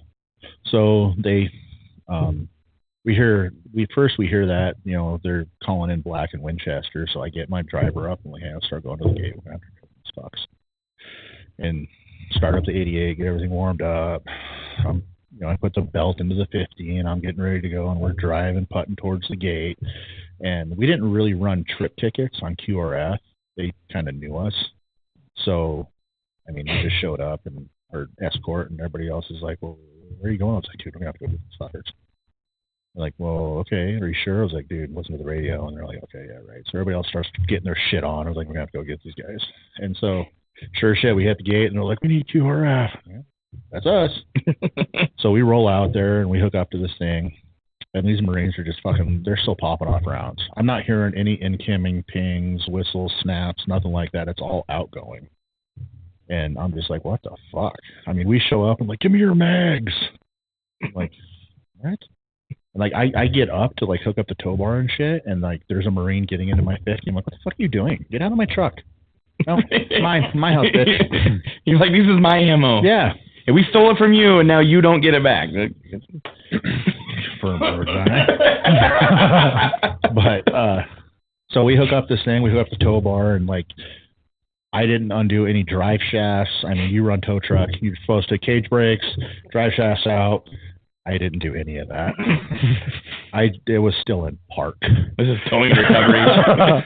Towing and recovery, Iraq style. Yeah. I hooked up to it, and I get back up there, and Murray's like, hey, weirdos, I got fucking go, dude, drag this thing. And my idiot didn't know it was behind us, like, at all. But they have these magnesium rims, the magnesium run flats. And the tires weren't turning. So they were just, and it got flat. And then it hit the magnesium. And then magnesium ignited. Well, I stop and put it out. I have one like 10-pound fire extinguisher. Right. I'm not going to do anything. You're like, I have a machine that will suck all the oxygen out of my body, but I cannot put out a fire. That's for my vehicle, not yours. Yeah, we drag this thing. It's on fire. Murray's like, hey, it's on fire. I'm like, I know it's on fire. Keep fucking going. I don't give a shit, dude. And so we get there, and we knew where it was going, back to Snake Pit. So we go in there, and they have this giant door to cover the front of their thing. And it wasn't open all the way, so we hit it. Dude, we were just fucking pissed. We're like, you're dumb. I'm out here because you're stupid. Right. And we chunked the tow bar off, and some dude's fucking yelling at us, and I'm like, whatever. So we just leave. Josh's like, what are you going to do though? Yeah, send me to Iraq, whatever. And so we just leave and we go back to ours. And by the time we get back there, it's already been like called in that we had destruction of government property. And my 05 battalion XO was like, hey, we can't do that again. And I was like, hey, this is what happened. I told them, and then chief's there, like chief of CW 3, 4, or 5. They're in charge of like all the mechanics. Right. They are subject matter experts. They like can fix anything. If you walk them, it's like, hey, chief, what's the torque specs on this Detroit? Okay, you're gonna go 1, 3, 5, 7, 9. You're gonna do this and do this, and they will know it. Like, no, so they're not only just in charge, but they actually can do the work. Oh yeah. They're smart. They're like way smarter than I am. It's not like most places where they're in charge, but they really can't do anything. Yeah. But so chief shows up and he's like, hey, what happened? And I'm like, hey, this is what happened. We showed up and they were like still shooting at nothing, and I didn't want to get shot. And like, when you hook up stuff, when you have a large force like that, you can use white light because we own everything. Right. We're not worried about air power because they don't, blow up their jets on minute 1. They have no helicopters.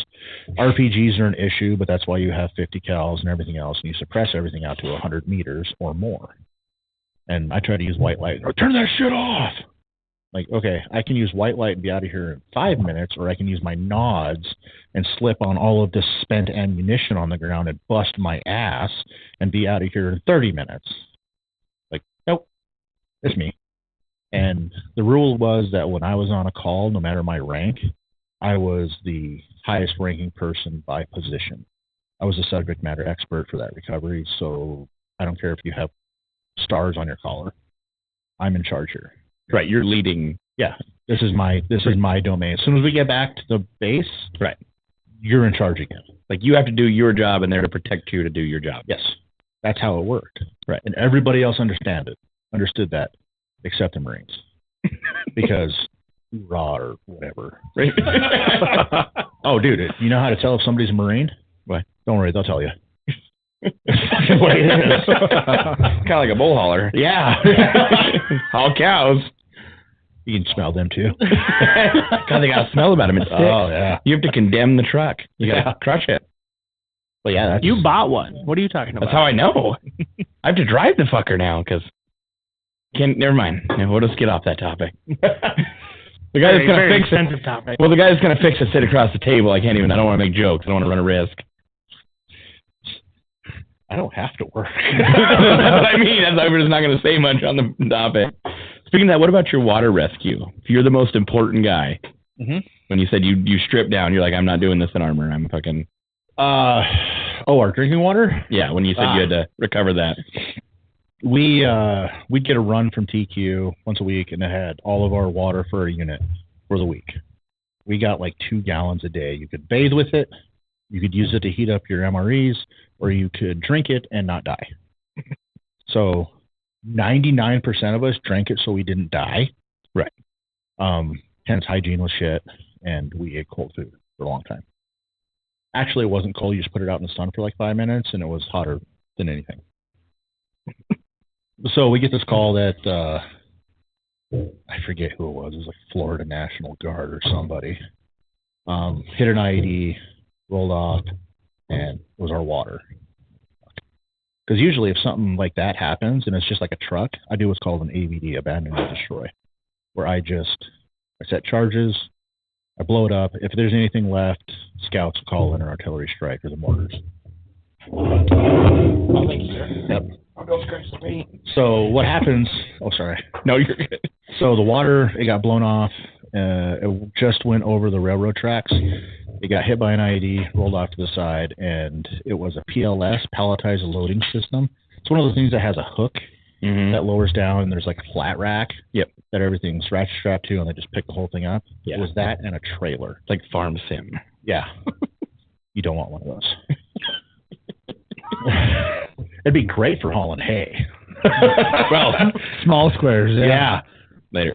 There's a few people with big, huge farms. They're named farms in farm sim. I mean, they're massive. You know, these guys sit hours on their Xbox. So, so water got blown up. So they're like, hey, you got to go bring it back. So I get there and I'm like, hey, can I just like blow this up? And they're like, no, we kind of need it. They want their water. Yeah. So I have to recover the Connexes that are on the back of these two things. So I have to, originally I went out there myself to recover it. I had to call back and get another 88. So when I'm on QRF, it's my 88. I leave, somebody else, whatever they're doing, they stop it, they man their 88, and they go on QRF, and a whole nother group comes on QRF. So I go out there, I assess, hey, we need to recover this. I can't do it by myself. I need another 88. So that 88 and that QRF launches to come meet us. Another 88 has to go on to QRF with another group for QRF. So we now have 3 rotations of QRF on duty. Like the guys that came on the third time probably just went to sleep from the 24 hours prior. Oh, so they're crabby. Yeah. And so we get out there and I get the other 88 and I get this thing recovered. And I was like, hey, I got nothing to tow this way back. We don't have a PLS out here. So we called the Florida National Guard to bring a lowboy and a 955 truck. It's like it's a Freightliner. It's Freightliner, but it's military spec, but it's branded Freightliner. Right. And so it comes out, and I put the Connex on there. And instead of waiting for that QRF, the second QRF that came out and escorted the 88 out, instead of waiting for it, they just fucking left.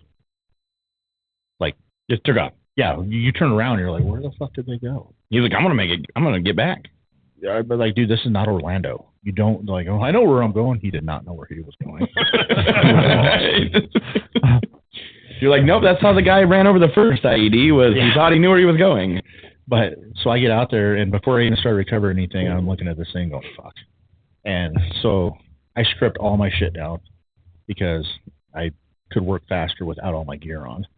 So I stripped down, and our scouts, which were awesome, they set up a perimeter around me. I was like, hey, you guys got me? And they're like, yep, you're good to go. You know, get me the fuck back to base as fast as you possibly can. And I was like, got it. So I'm working away, and all of a sudden I hear this 249 or 240 just, and I see this white little car go. And one of my buddies, I wish I could remember his name, he just pops up and goes, "You wouldn't stop." So I'm like, cool, thanks. So I get it all cut apart, and I found everything required, and we got the trucks there left. And I'm like, okay, I can surely blow this up. Nope. Needed the parts. So I had to recover the truck and the trailer. The truck wasn't bad because we just towed it. It was like a grab and drag again? Yeah. And the trailer, the trailer was more difficult because I had to cut the pintle off. And the pintle, the eye on the trailer, I had to cut it off with my torch. So I torched it off, and then afterwards I'm like, well, that's fucking dumb. So I had a nice, beautiful pintle hitch on the back of my 88 that I could just hook that up to and drove it away. Right. No, that's where the chains came in. Tow and drag. Oh, yeah, I stopped, and the trailer goes, and everything's melted off. It has no brakes, no rims, anything. But you got some usable parts, so you're going to save it. Ish. Whatever you got left. The taillight was still left on. Yeah, that was, I mean, you'd roll out on stuff like that all the time. You'd just like, oh, well, so-and-so got blown up. Fuck around, let's go get him. And right. But like you said, the guys around you protecting, you're like, hey, we want to get home. We want to get back to base. Oh, dude.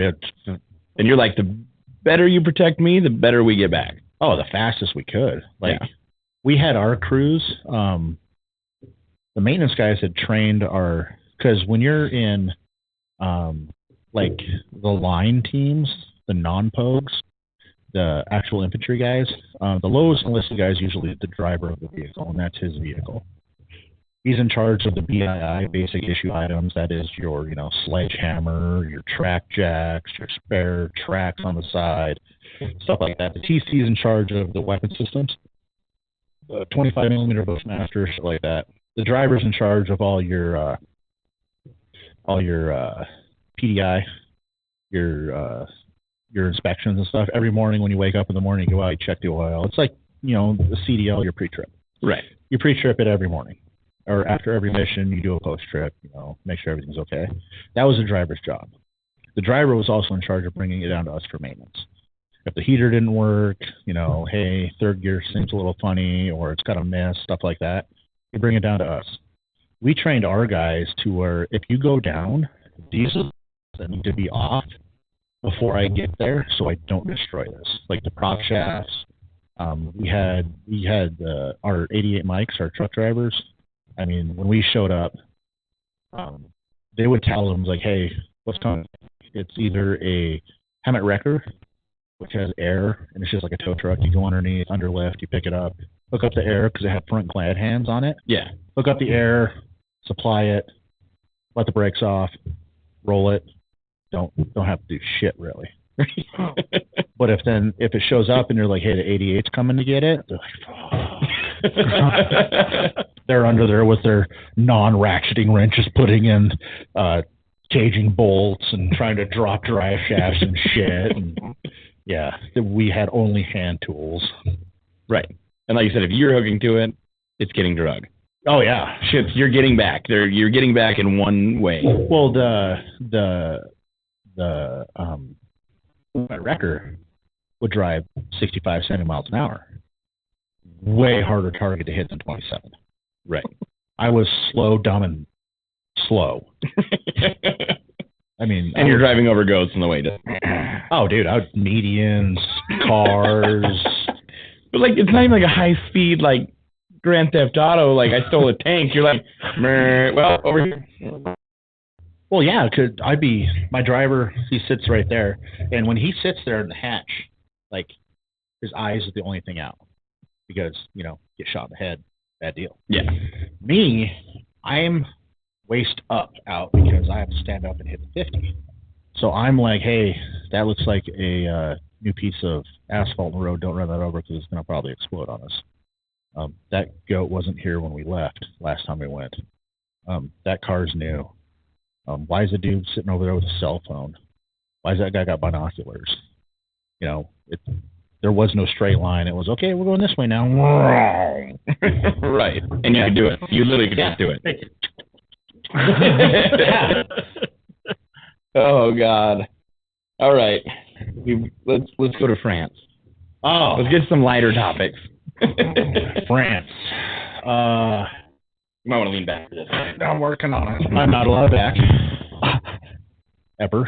Josh got kicked out of a whole country while serving in the military. Yes, international incident. Esque. Pitchfork combined. Allegedly. Oh no. No. They caught you with this one. You're proven guilty. They rewrote doctrine. Yeah.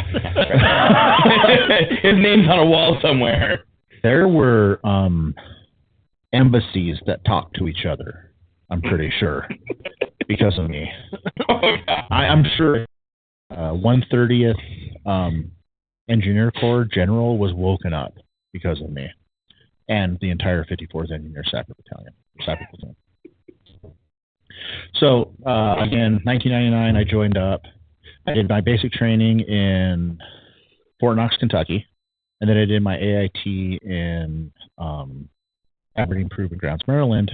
And when I signed up for a $16,000 bonus and a choice of duty station. My recruiter said, okay, where do you want to go? I was like, hey, I want to get out of the States. I want to see the world. They said, okay, how about Korea? I was like, whoa, too far. I don't want to go. They said, well, how about Germany? I was like, love it.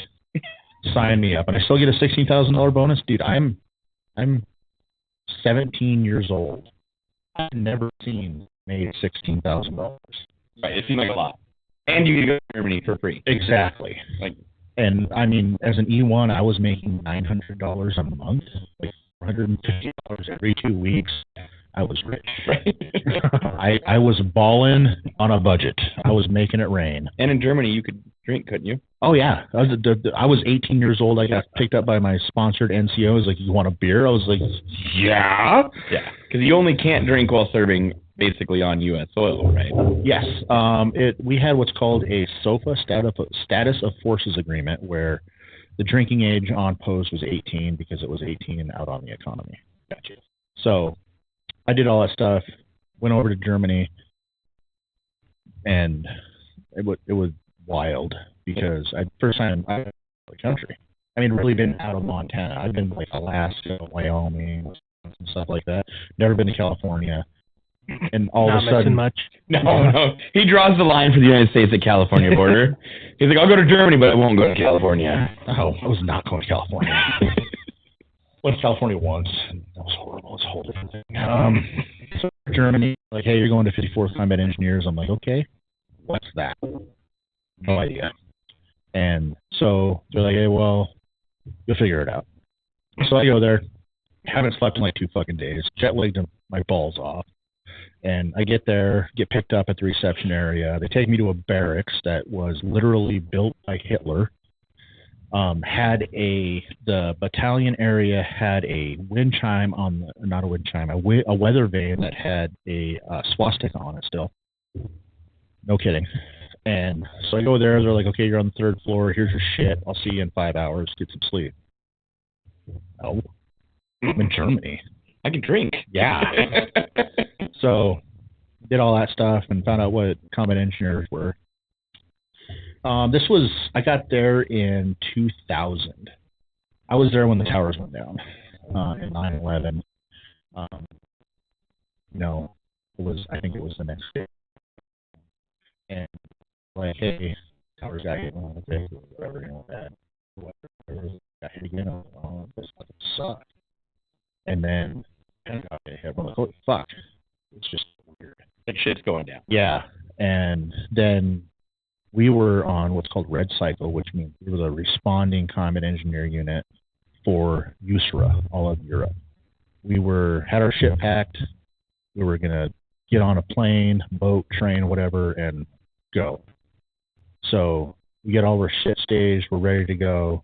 And then evidently 173rd CTAF out of Vicenza, Italy had a cooler general than we had because they got the mission. But the weird part is we had to look up where Afghanistan was. Like, we didn't know. Like, where is Afghanistan? We literally had to get a globe out and go, Belarus, Azerbaijan. How do you spell that? Here it is. It's right next to Iran. Like, yeah, we'd never heard of that shit before. Right. And so this is post 9/11, and they're like, hey, we're going to get deployed, so let's do a single soldier MWR trip to France on a 5-day weekend. Free. Like, we didn't have to pay anything. So they got all of these buses and all military male unit, and we get on the bus, and it's a long way from the bottom of Germany to France.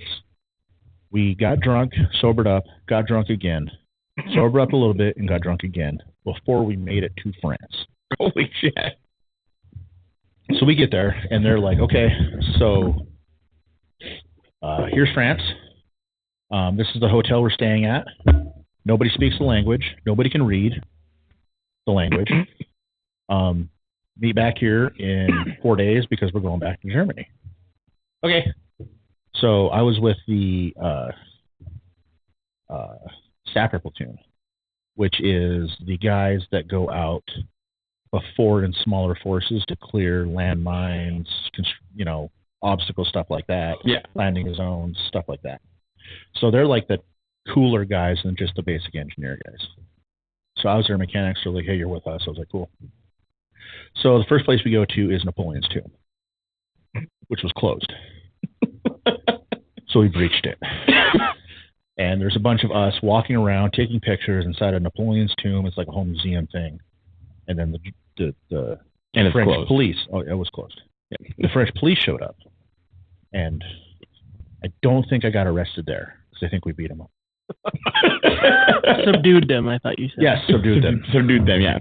Because they breached their way into something that shouldn't have been closed. Yeah. Because America.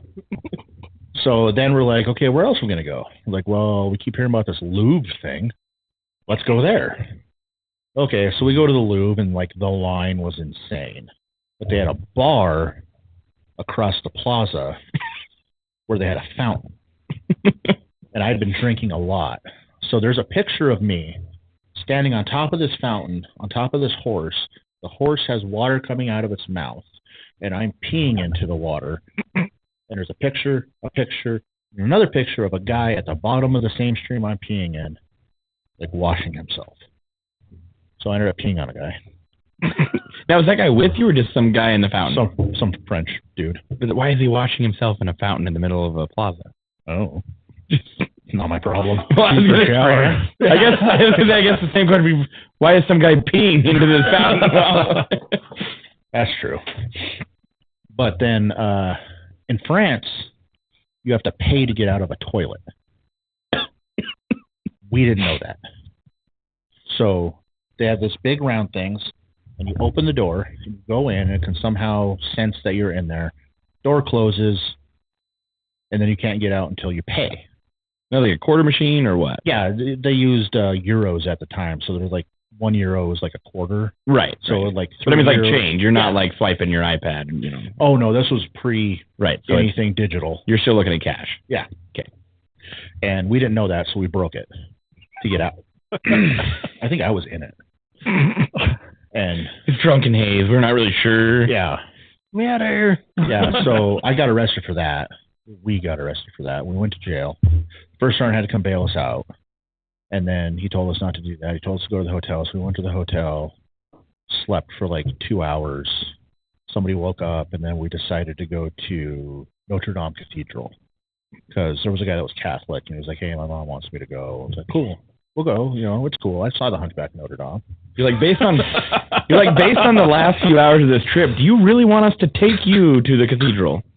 There was no bad ideas, like at all. Zero. None. It was yes, all the way. Time. Yes. So there's a picture of me with a prayer candle and a Zippo, and you can see a nun's hand swiping it.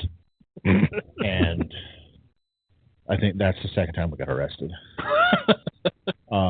First sergeant had to bail us out again.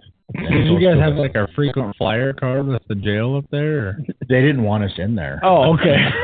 Now, is this the same guy that used to will in the future walk around behind you with a bag of cash?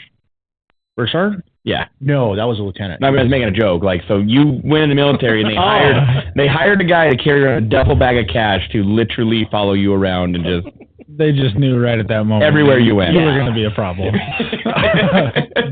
I haven't even got to Euro Disney yet. So yeah, we got bailed out again, and then they were like, "Okay, really, go back to the hotel. We're going to Euro Disney at this time." We've slept maybe 6 hours in the past 3 days, and consumed a lot of alcohol. Our body weight. Yeah. We were running on probably a point.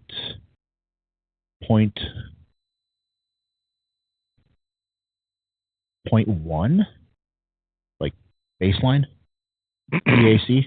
Time for a little drinky poo. Oh, dude, I was an alcoholic. Like day one. I was in Germany for 2 years. I can remember legitimately about 6 months. And not continuous. No, and that's only because I was in the field and I could not get alcohol. They would send me to the field to sober up. I was an alcoholic. The guy that carried your bag of cash around just took a nap. Yes. Took a break. But this was post 9/11, so they're like, "Oh, you know, Americans, blah blah blah." So we went to Euro Disney, and I molested Eeyore. And was asked to leave. It was not the happiest place on earth when I was there. Hold on, Eeyore, like the donkey? Yeah, why are we bringing donkeys? We're back to the donkey again. I have a tattoo of Eeyore on me. After you molested him? Yeah, he felt bad. Yeah, it's like returning the favor kind of a deal. A little bit. But yeah, I was kicked out. Dude, why do you serve alcohol at Euro Disney? Why do you serve alcohol at Disney at all? That seems like your fault. I mean, you were asking for it. Because the parents need a way to like... That's the adults. Yeah. Well, we're doing shots at Ouzo, which... What's rubbing alcohol? Like, we could drink a lot. Like, a lot. It was not healthy. But, yeah, so then we did that. And then last day, first sergeant was like, "You guys cannot be left alone because you keep getting arrested. So you're going to have to stay with me." It's like, okay, cool. So we stay with him. And they're like, "You're going to go everywhere we go." I was like, "All right." He had his wife. He probably regretted that one. His wife did. We went to a place called the World of Beer, a bar. Whose idea was that? First Arts. Okay. Not my fault. We went there and, camaraderie, we're getting ready to go and stuff and go to Afghanistan. Iraq wasn't it? Yeah. But we get ready to go and he's like, hey, let's go to the World of Beer. I was like, cool. So we go to this World of Beer and you could like drink yourself around the world. And if you did that, you got like, I don't know, t-shirt or some shit like Josh that. is like, challenge accepted. So is it like different drinks?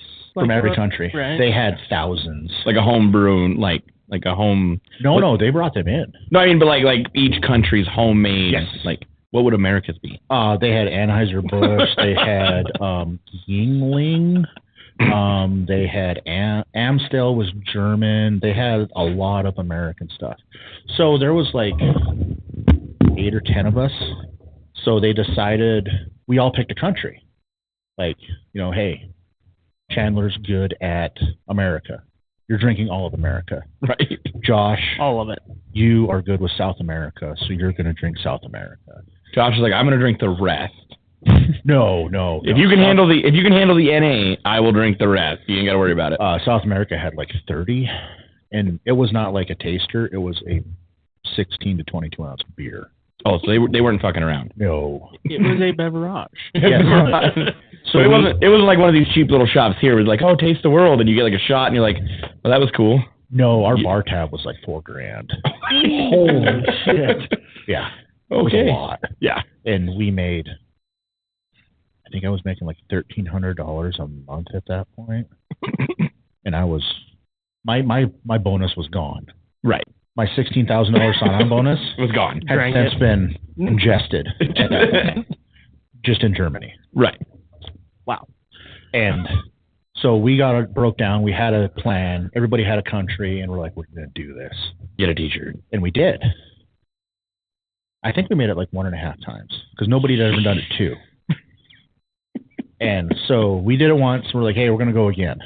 And so we're halfway through the other one, and this French dude comes up, and he's like, Americans, blah, blah, blah. You deserve 9/11. Okay. And First Sergeant's like, hey, no, I'm not doing this. He spit on First Sergeant. Like, very French thing. And First Sergeant fucking laid him out, and the fight was on. We cleared that bar and got arrested. But I mean, like, so one guy gets punched in the face, and now all of a sudden everyone wants to fight you guys, or you just fought everyone else. So we just fought everybody else. I was like, no one cared. There was people to punch, and You weren't us, right, so you were wrong. right, Yeah. and we kicked the fuck out of you. Yes. Okay, And then we got arrested. Except First Sergeant was with us, this time. so we had to call his wife. Oh god. We were loaded on the bus. All of our professional documents, because when you traveled to another country, it wasn't quite open borders like the Euro is now, the European Union is now. You still had to travel on what's called orders. So I didn't have a passport. So I just had my military ID and this piece of paper that says I was good. I could go wherever the fuck I wanted. Right. So they took a copy of the piece of paper and the military ID. They loaded us on a bus, and the French police escorted us to Germany and told us to never come back. We get to the border, and the German guards are like, what the fuck's going on? Like, told them what happened. They're like, the French have never been able to take a joke.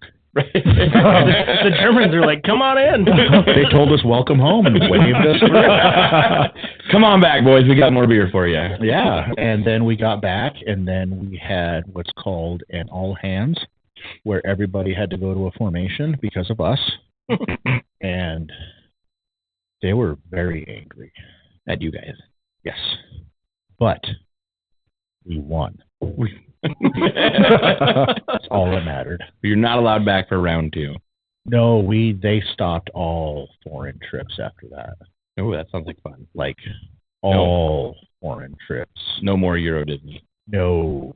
Like when we went to Nijmegen in Norway, it took a lot to let us in that country. Nijmegen is a, you know the Bridge Too Far? The movie, Nijmegen? No. It was the bridge that they clashed at with the British SAS and 101st Airborne, I think. Someone could correct me, I'm sure. But it was a big battle there, and it was a bridge that they didn't give up and they couldn't get across. So it was called the Bridge Too Far. But once we took it, that was how we took Norway, Sweden, and all those countries back during World War II. Well, during it, we crossed 100 miles in 4 days on foot. Full pack, ammo, everything.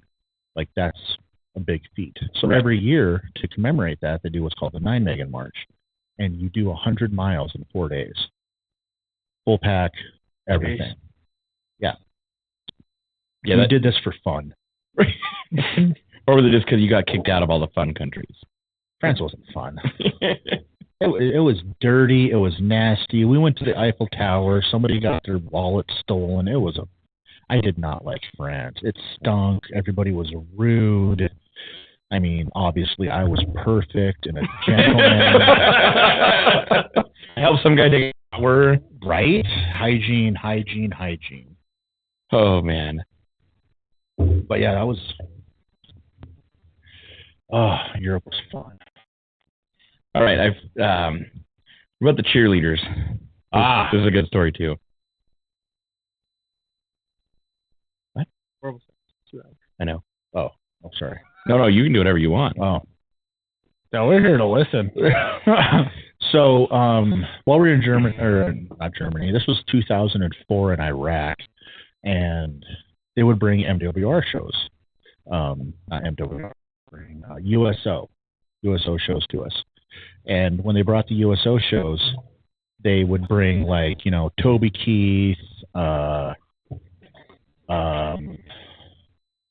forget who else. Hey, you want to grab me a Toby Keith, they bring all these bands and stuff to, like, lift our spirits and keep us happy. Well, one time they brought the Redskins cheerleaders. And we hadn't seen another woman in like 9 months. So when you're on base, you have to be what's called green and clear. You have to have a magazine or rounds for your weapon on you, but it's not loaded and there's not one in the chamber, and it's certainly not off of safe.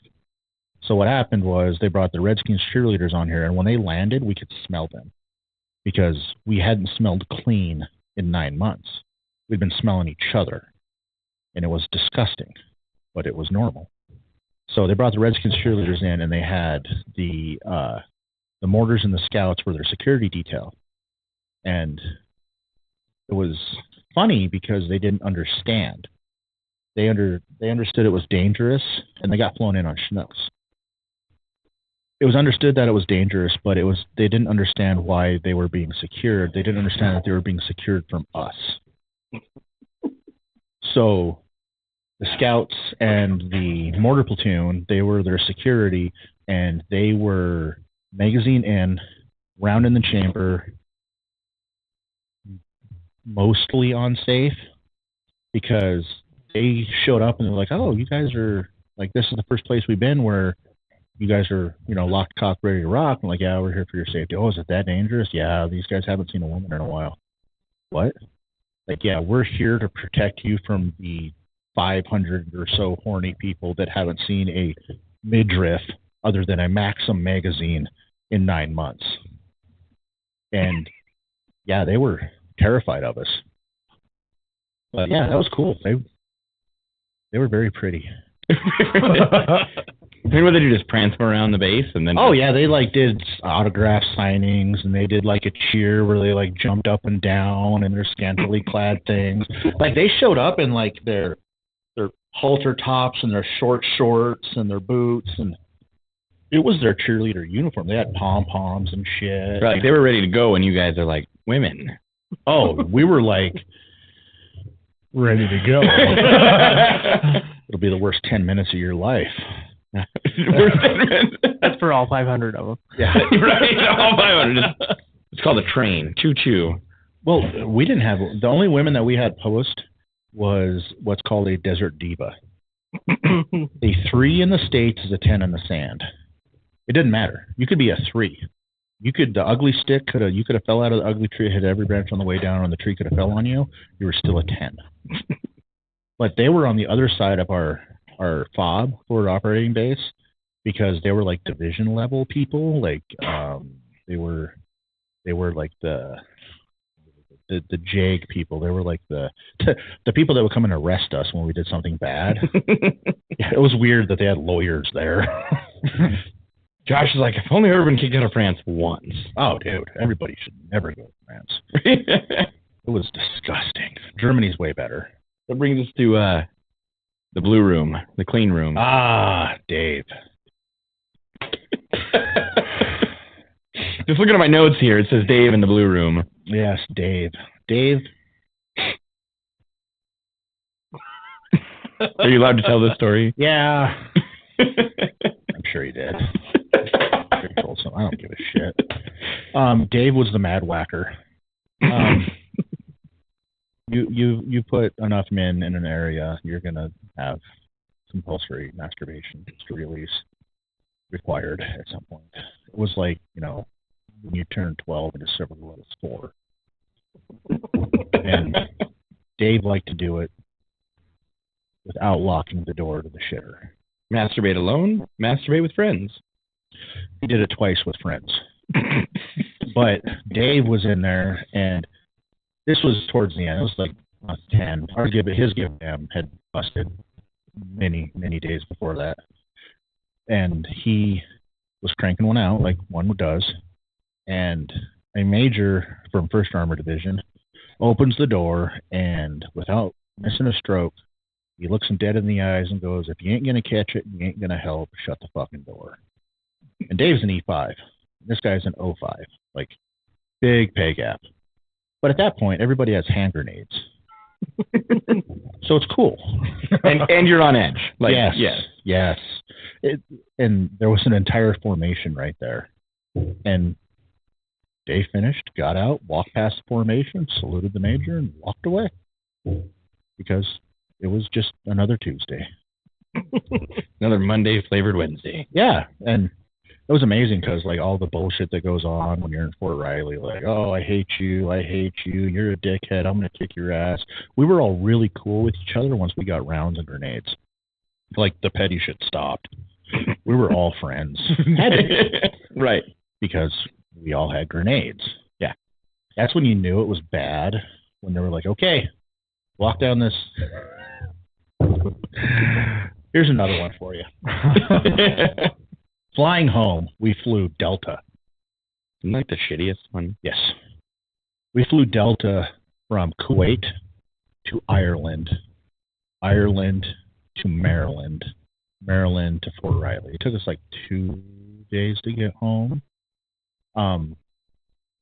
In Maryland, they let us off the airplane and let us go into the terminal, but then we had to go through security to get back on the plane. And we didn't know that TSA had existed yet. Right. So we all kept our weapons on us because you don't leave your weapon alone. Right. They took my Leatherman, but let me keep my M16. You mean they're more terrified of your pocket knife than they were? Like, I argued with this middle-aged black woman for a long time that I was not giving up my Leatherman that had gone through Iraq with me. As I'm holding I had to go through security. I had to take my Leatherman off, my belt off, kept my boots on. And then my M16 went through the X-ray machine. And I picked up my M16, put my belt back on, and she told me that I had to leave my Leatherman because it was a knife. And she did not realize that my feet for the past 16 hours have been sitting on a case of grenades that we're bringing back. In an airplane, a Delta airplane. Yes. Like you're running through security and they're going to tell you the dangers. Yeah. Oh, heaven forbid somebody had a fucking nail clipper, I think.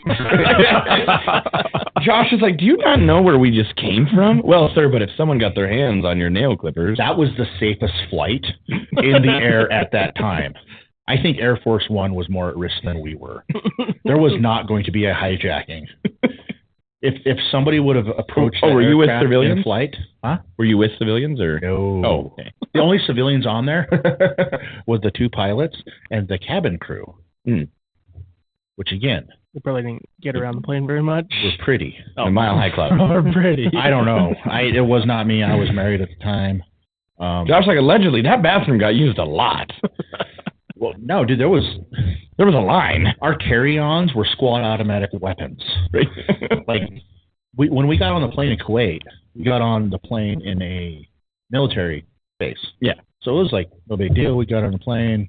Like, you don't go through security because you were security. Yeah. Then in Ireland, we didn't get off the plane because probably France. Well, I'm sure the Irish people were like, you cannot let these cocksuckers off. Like this, we have a picture of one guy right here that we do not want. He's older now. Like, he probably can drink more. You may refuel and you may leave. That is it. And then we got to BWI in Maryland, and they were like, hey, we got to something with the plane or something like that. It's Delta. Yeah.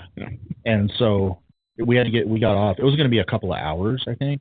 So we got off, and we were able to leave the airport to go out front to smoke and then come back on because a lot of the guys didn't chew. They only smoked.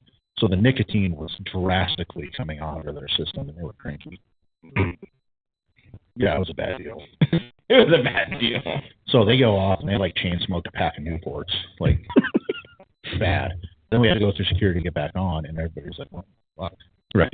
Well, before we left in 2003, when we left in 2003, I remember being able to fly with, a Leatherman, a blade that was under 6 inches, something like that. There was no separation of liquid items. You could carry, nobody took their shoes off. You still went through security to make sure you didn't have a bomb or a gun. Right. But was TSA, when we left and came back, and a whole new department had been funded and put into place by the U.S. government called TSA. Homeland Security did not exist before we left.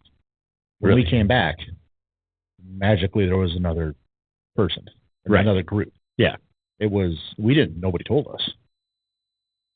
So it was a complete culture shock when we got home. Right, like the home you left is not the home you came back to. No, it was funny because we got back and like we had to get a safety brief, and they're like, okay, don't drink. Okay. You're like, we're home, motherfucker. Yeah. I do what I want. Don't beat your wife. Okay. There was a lot of divorces when we got back because guys were gone for 12 to 13 months, but their wives were like 6 months pregnant. Yeah. And if you do the math, something didn't happen. No. You know what consecutive means. Exactly. And there was a lot of people that were like, huh. Whose goddamn white baby is I thought you said her name was Jody. I said his name was Jody. It went both ways. But like, when I got back, I had my wife, so I had somewhere to go. But when Murray got back, we didn't get leave for 30 days after we got back because we had to come back in. We had to have 100% accountability of all of our sensitive items, weapons, nods, radios, all that stuff. And then they just let us go for a month into America. We scattered throughout America for 30 days, and God knows what happened in those states that we went to. That because we went from, am I going to die today? Right. To, I can't turn off the adrenaline. When we got back, our fight or flight, there was no flight. It was hardwired to fight. That was it. And when we got back, there was a lot of guys that were magically free fall qualified because they went and spent a lot of their money to become parachute qualified to jump out of civilian airplanes. But they would not pull their cord. They would wait to see how far they could go because they wanted that adrenaline rush again. I don't know how many Hayabusa motorcycles showed up in our parking lot that were, they did not go less than 100. Right. Like there was no. No, everybody was looking for that rush.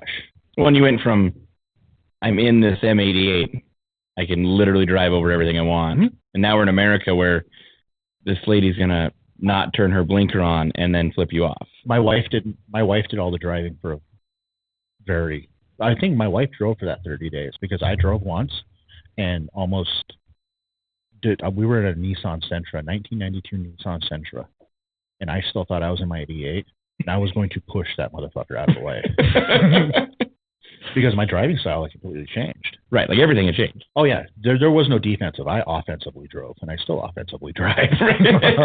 But that my wife was like, "Okay, I'm going to drive now." Like, why? I'm fine. I'm doing fine, even to this day. I'm like, what? Why are you freaking out? We're fine. I'm doing great. I'm like, no. I remember you riding with me, and I'm like, I'm not gonna lie, I got distracted talking to you, and we're hanging out and we're cruising, and I'm like driving by Braille, as some people call it. I'm hitting the drunk bumps and kind of get back in my lane, go back to the drunk bumps, and I was like, hey, are you okay with this? And we're not getting shot at. I don't even care. Doesn't even faze me. Oh. And I don't really get excited about much of anything anymore because I have a different outlook on life. Nobody makes it out alive. Right. It's just a matter of time. But during this whole COVID thing, if I would have died from COVID, I'd have been pissed I made it through Iraq. You died from the common flu, but you made it through Iraq. Yes, I would have been very disappointed. Josh's like, do you know the shit that I bathed in to try to get the shit out of my butthole? Oh, dude, that's one of the. I think it was Alpha's Bradley got hit, and Bradley is aluminum. It's all aluminum, but the 25 Mike rounds have a DU, depleted uranium penetrator, in the center of it. That's what goes through the armor of the other vehicles. Right. And it is a very, very dense metal and radioactive. So we got tasked out to go pick up this 88, not the 88, the M2 Bradley. That was a puddle of aluminum. It melted everything down when it cooked off. And they're like, hey, you got to get all the, you got to pick up all the DU. I'm like, okay, cool. So it was a nice day. Nobody was shooting at us. It was a good perimeter. So we take our Kevlars off and we're sifting through this thing and we're picking up the DU penetrators, throwing it in our helmets. We're eating, putting chew in, doing our thing. And all of a sudden this dude shows up in MOP 4. MOP 4 is a complete hazmat suit, respirator, gas mask, fresh air, whatever. And he's like, what are you guys doing? And we're like, we're picking up the site. He's like, you guys need to go to decon. What? Like, yeah, that's radioactive. That was like my first official shower when we went through decon. And now, just waiting for that to hit. Josh's like, you think a COVID vaccine's going to get me? Oh, dude, the shit that's in my body? It ate COVID. Oh, God. Yeah. That's good. Yeah, we just got done. We're like, oh, this sucks now. Put that on the VA form. Like, but that shower, though. Dude, it was hot water, and they scrubbed me from like 6 feet away with a broom. Josh is like sitting there, and they get back to the little hutches, and I smelled clean. He's like, hey, you guys, I saved one. He's like my prison pocket. I saved one so we can get another shower later. We're going to wait to drop this fucker off somewhere. It's funny because you're over there, and they were worried about Saddam using, because Saddam was still running around in 04. Like, we were actively looking for him still. Right. And we had the NBC guys had these things set up around the camp, and they were supposed to detect nuclear, biological, chemical. Because he had a lot of sarin, mustard gas, like nasty shit. Right. And those alarms would go off, and then we're supposed to like put our masks on and our suits and shit like that. It came to the point where I was like, I'm gonna die comfy. I'm not putting this shit on. Getting a good shower. You're like, this is the fourth time this week. It's either gonna take me or it's not. Exactly. That was it. I mean, that came to the point where, I mean, we'd get mortared, and we wouldn't run to the bunker. we'd roll over, and I'd be like, incoming or outgoing? Little of both. Go back to sleep. Diving in the shell bomb or the craters. That was 2ID. When we were getting ready to leave, we got replaced by 2ID, who thought their shit didn't stink until their shit got rocked. And when we get mortared or rocketed, it's like lightning. It never hits the same spot twice. So if you hop into the crater or the impact area, probably not going to get hit again. But why would you put 50 guys in a bunker that is supposed to be, impervious, which they've been hit before and were not impervious? Our method was much better. And you'd see these guys, they'd run around and they'd run for the bunker, and then I'm not running. Right. Why am I going to die out of breath? And like you said, that rocket is headed right to wherever you were running. We caught guys pacing shit off. Because at the end there, we were bringing the local nationals in, and they were, instead of burning our shit, they were sucking our sewage out. They were bringing us water. They were rebuilding the areas we were at, making us hardened hooches and stuff like that. And you'd catch guys that were, heel to toe pacing shit off. And if you know where one point is, and you have a distance and a direction to any other point, you can hit it. Right, and you can scale it all. Yeah. So we'd catch guys that were pacing shit off, roll them up and send them to the bed and breakfast. And they knew where all of our stuff was. They knew where all of our bunkers were. They knew where we lived. I mean, this was their home turf. Right. Their grandpa or great uncle or whatever probably built the thing for Saddam 10 years ago. Right. So, yeah, that was kind of a no-brainer, really. God damn. You got a lot. Oh, yeah. I haven't even told you about basic yet. I haven't heard anything about basic. We've always stuck to the cheerleaders and the donkey. Oh. Still wonder what happened to the donkey. Well, if anybody knows, might recognize Josh here. Yeah. Maybe they put him down. Someone's going to be watching like, oh, that donkey's still over there, just hanging out. Around. I'm sure he's dead by now. Shit, that's been 20 years now. He's a smart donkey. No. He sweet talks everyone. He gets what he wants, Probably got taken home with one of his He contracts. probably wanted what happened. I was gonna say he's like probably like an OnlyFans girl. You know what I mean? He's like a little bit of uncomfortableness, but I get taken care of. I got good hay, good water. I'm all right. These idiots over here saw me giving it up once, and they fucking fed me for a while. Again, I do not know what happened when Marines had him. But he did look very depressed when we picked him up, and he always seemed to be happier with us. All right, last one before we end this. The penis pump. Oh. What about, and you got to talk about the guy that would pass out.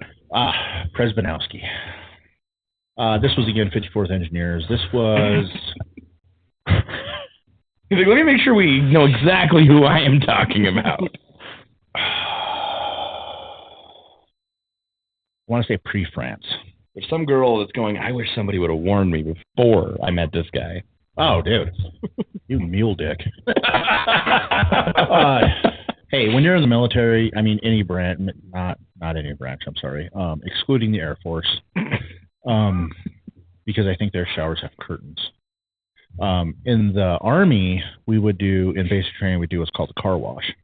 They would have a room that had a bunch of faucets just out of the wall, and drill sergeants would just turn them all on, like hot. If you went in first, you were scalded. If you went in last, you were frozen. You wanted to be in the middle. My last name's Skidmore. I was at the end of everything because it's all alphabetical. When you go through, you are naked, and you have your towel that is about this big. That's what you dried yourself off with. Like a kitchen towel. Yeah. And then you had your hand towel, which is what you washed yourself with. So, drying towel, left shoulder, kitchen towel, or washing towel over your balls. And they would blast the song, Going to the Car Wash, while we were showering. And when you get in there, you get wet, and then you just continuously sidestep until you get out. You lather up while you're going, sidestep. Hope to God you got everything clean and all the soap off you before you got out, because that was it. There was no doing it over, standing there for 10 minutes, enjoying the hot water. Sidestepped until you got out. That continued on through every unit I've been in, where they didn't have shower curtains. They just had, Fort Riley had stalls at least on the sides, but nothing on the back. Germany had open showers, just holes in the wall, 2 drains that didn't drain, so you had to double up or triple up your shower shoes so you didn't get feet fungus stuff. Yeah, and we were not clean people. Presidentowski, he'd go into the shower and it was a third leg. And you just, you've seen enough naked people, you just kind of look down and go, good for you. I'm happy. He was a white guy too, European. And what do you, how does that work? He goes, well, I've never had a full erection that I can remember, because he would get a hard on and all of his blood would go there. So, again, good for you, Presmanowski. But he'd pass out. Yes. So he would have to get an erection at some point and then put a ring on it to stop filling, so he could save some blood for his vital organs. For the rest of him. Dude, I hope he's in porn. He probably has an OnlyFans. Well, I don't know, because he'd pass out every time. Well, He'd have to get really good at it, though. yeah, I'm sure he's able to control it better now. He was 18 at the time. We were all young and dumb. But the cock pump story is, black guy. I was on CQ, change of quarters, which I was a babysitter for all of the other adults in the building, all 3 floors. So I stayed at the bottom to make sure that nobody snuck in. But you were the adult. Yeah. Were you drinking? No. They fucking frowned on that. I may have been drunk from the night before, but I was not currently drinking. So we're on the first floor, and 3 doors down on the right, I had this, I cannot remember his name, black dude. He was a mechanic, and he got a cock pump. And on the warning label for the cock pump, it says, do not exceed 10 pumps. Well, he did 10 pumps and saw what it did. So he's like, well, what's 15 look like? He did 15. Even better. 20 must be better, right? With those devices, more is not better. More is a danger factor, especially when the relief valve is at the tip. So I don't know. I assume he did it much more than 20. And he tried to release it, he says, and then the tip of his penis stuck to the relief valve and did not break suction, and immediately started making a blood blister. So we hear this moaning coming from the room. I'm like, hey, dude, are you okay? Not good. Fine, not good away. moaning. I'm fine. Go away. I'm like, dude, you're not fine. So I get the keys and I open his door, and he's laying on his bed against the window, facing the wall. I'm like, hey, what's up, bro? I thought he was, committing suicide. And so I go over there. I'm like, are you okay? He goes, yeah, just don't look at it. Well, now I have to look at it. You've piqued my interest. And he rolls over, and I see the predicament he's in. And I'm like, shit, we gotta get a medic.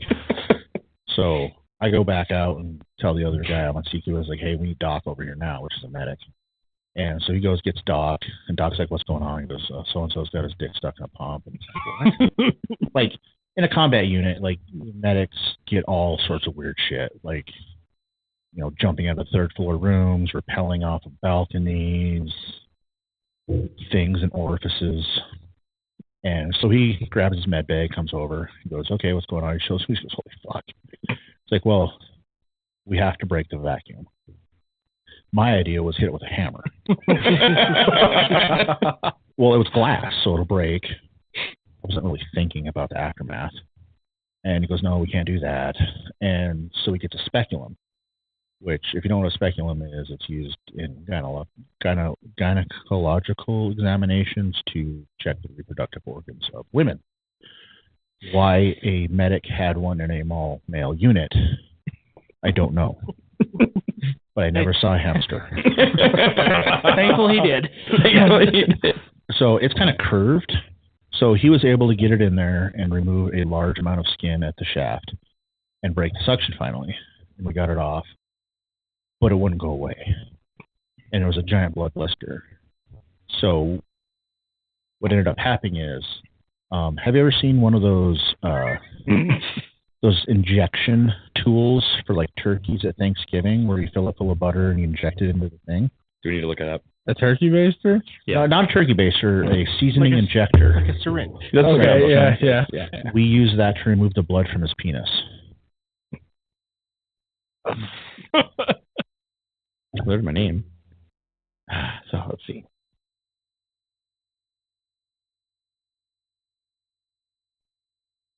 Find you. Yeah, guys marinade needle. There you go. Yeah. Something about like that. Josh goes, this is not Thanksgiving, but we had to pull one of these out anyways. Why this guy had one in his med pouch, I do not know. In case you have a sucking chest wound or a collapsed lung, you use it to aspirate to reinflate. That's fucking huge. Yes. That's what she said. Yeah. Because if you don't... Not after that day. No, he was on a profile.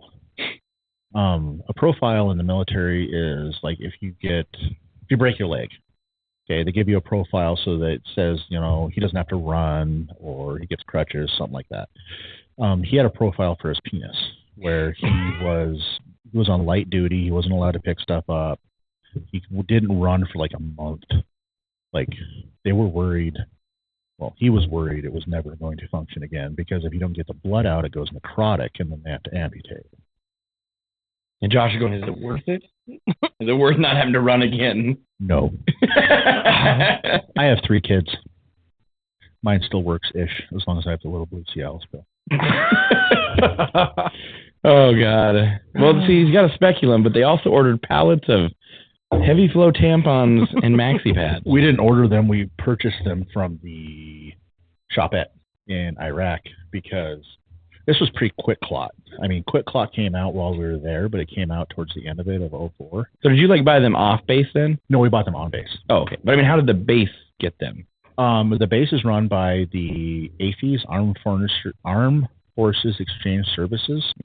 So they will sell you chew, soda, Rippets. This was pre-Red Bull. So we had these things called Rippets. I mean, if you're a vet out there, you Rippets. And I mean, they did batteries, CDs, DVDs, everything. I mean, it's what you bought there. But when we were there, we started buying all of the tampons, heavy flow were the best, and maxi pads because we would use them in our triage kit to stop bleeding, soak up blood. I mean, it was the best bandage we had. I mean, the stuff that we had was stupid, but maxi pads were awesome. And the applicator worked perfectly for balloons. Put it in, pull it out, got a little tail, good to go. And as it expands, it stops the bleeding. Didn't work on everything, but majority of the time it did.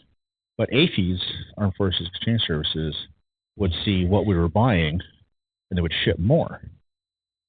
So they didn't put 2 and 2 together that this was a 99% male outpost fob, and we were buying a large amount of feminine hygiene products. So they just kept sending it. They didn't give a shit. We were buying it. We were paying our own money for this stuff. Like our $900 a month we were paying out of our own pocket to purchase these things because we couldn't get them anywhere else. We'd have stuff. My wife sent me, I couldn't get T-shirts, and I was down to what was called a doily, where your shirt is cut like right here. So it looks like you're wearing a shirt, but everything else is gone because I used it as toilet paper, rags, cleaning rags, everything. And she sent me new T-shirts one day, and they took like a month and a half, 2 months to get there. And when I got it, the mail truck had been hit by an IED, and there was a hole through my package. Through your shirts. Yep. And my candy and my jerky and everything else. And that was it. Yeah, you just kind of go, well, shit. Right. On.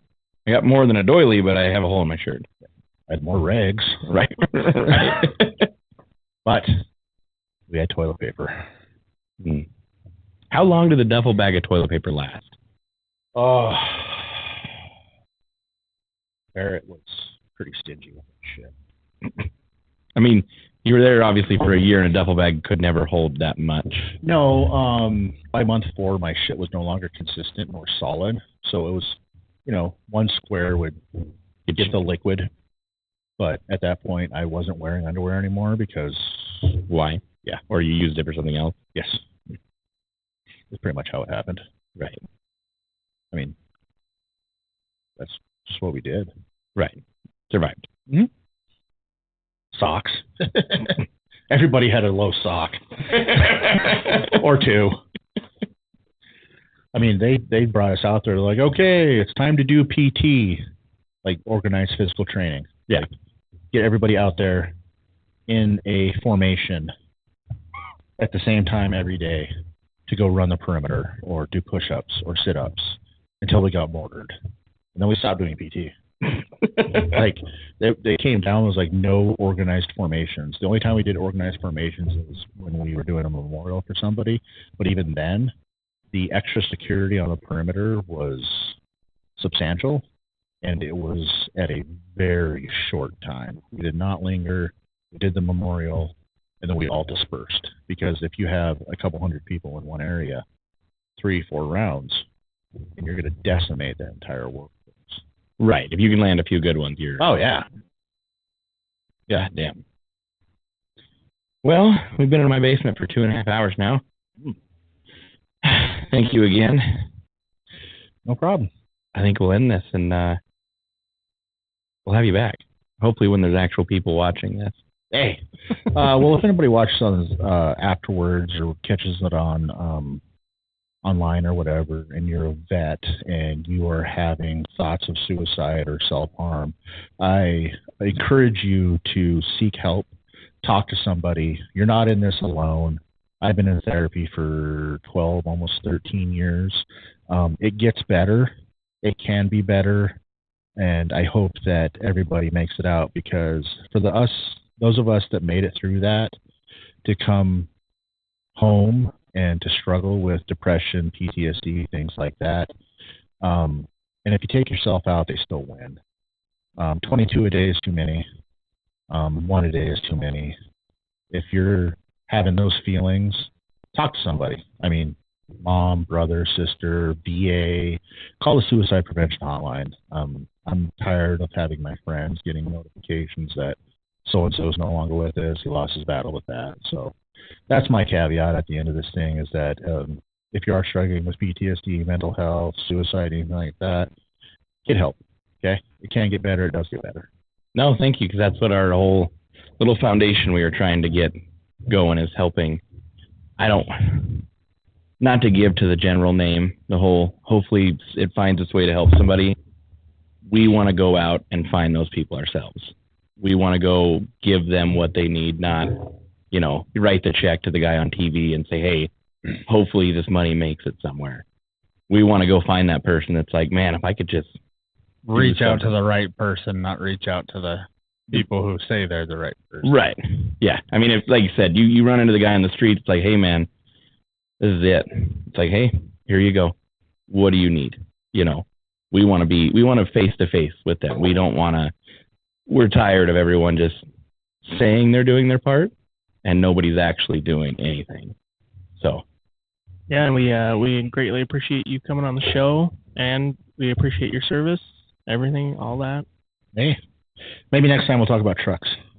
Well, no, and then the whole point of this was not even, I broke down, I had to call you. I had to call the tow truck driver to come get me. Yeah. I'm stuck in the cab on our way home, and we still got 3 hours, and there is nothing on the radio. No XM. Everything's a bunch of bullshit. And especially during an election cycle. Well, and it's me. We were talking that why can't you find something that we relate to trucking, but it's so easy for us to have a conversation that hopefully someone could listen to.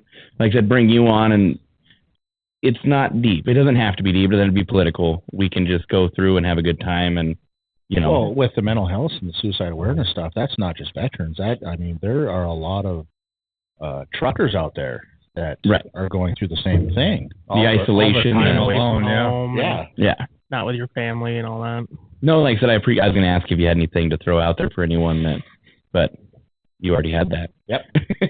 So awesome. No, thank you, sir. And like I said, we'd like to have you back. Hopefully, when there's actually people that are maybe watching, maybe we can reach out again and help someone. Absolutely. Even if there's not people watching, just jump on here. They'll find the message someday. Yep. Yeah. And for everyone wondering, we're not talking about trucks. This is for people trucking. We're just talking. Sure. All righty, thank you, sir. And I think we're going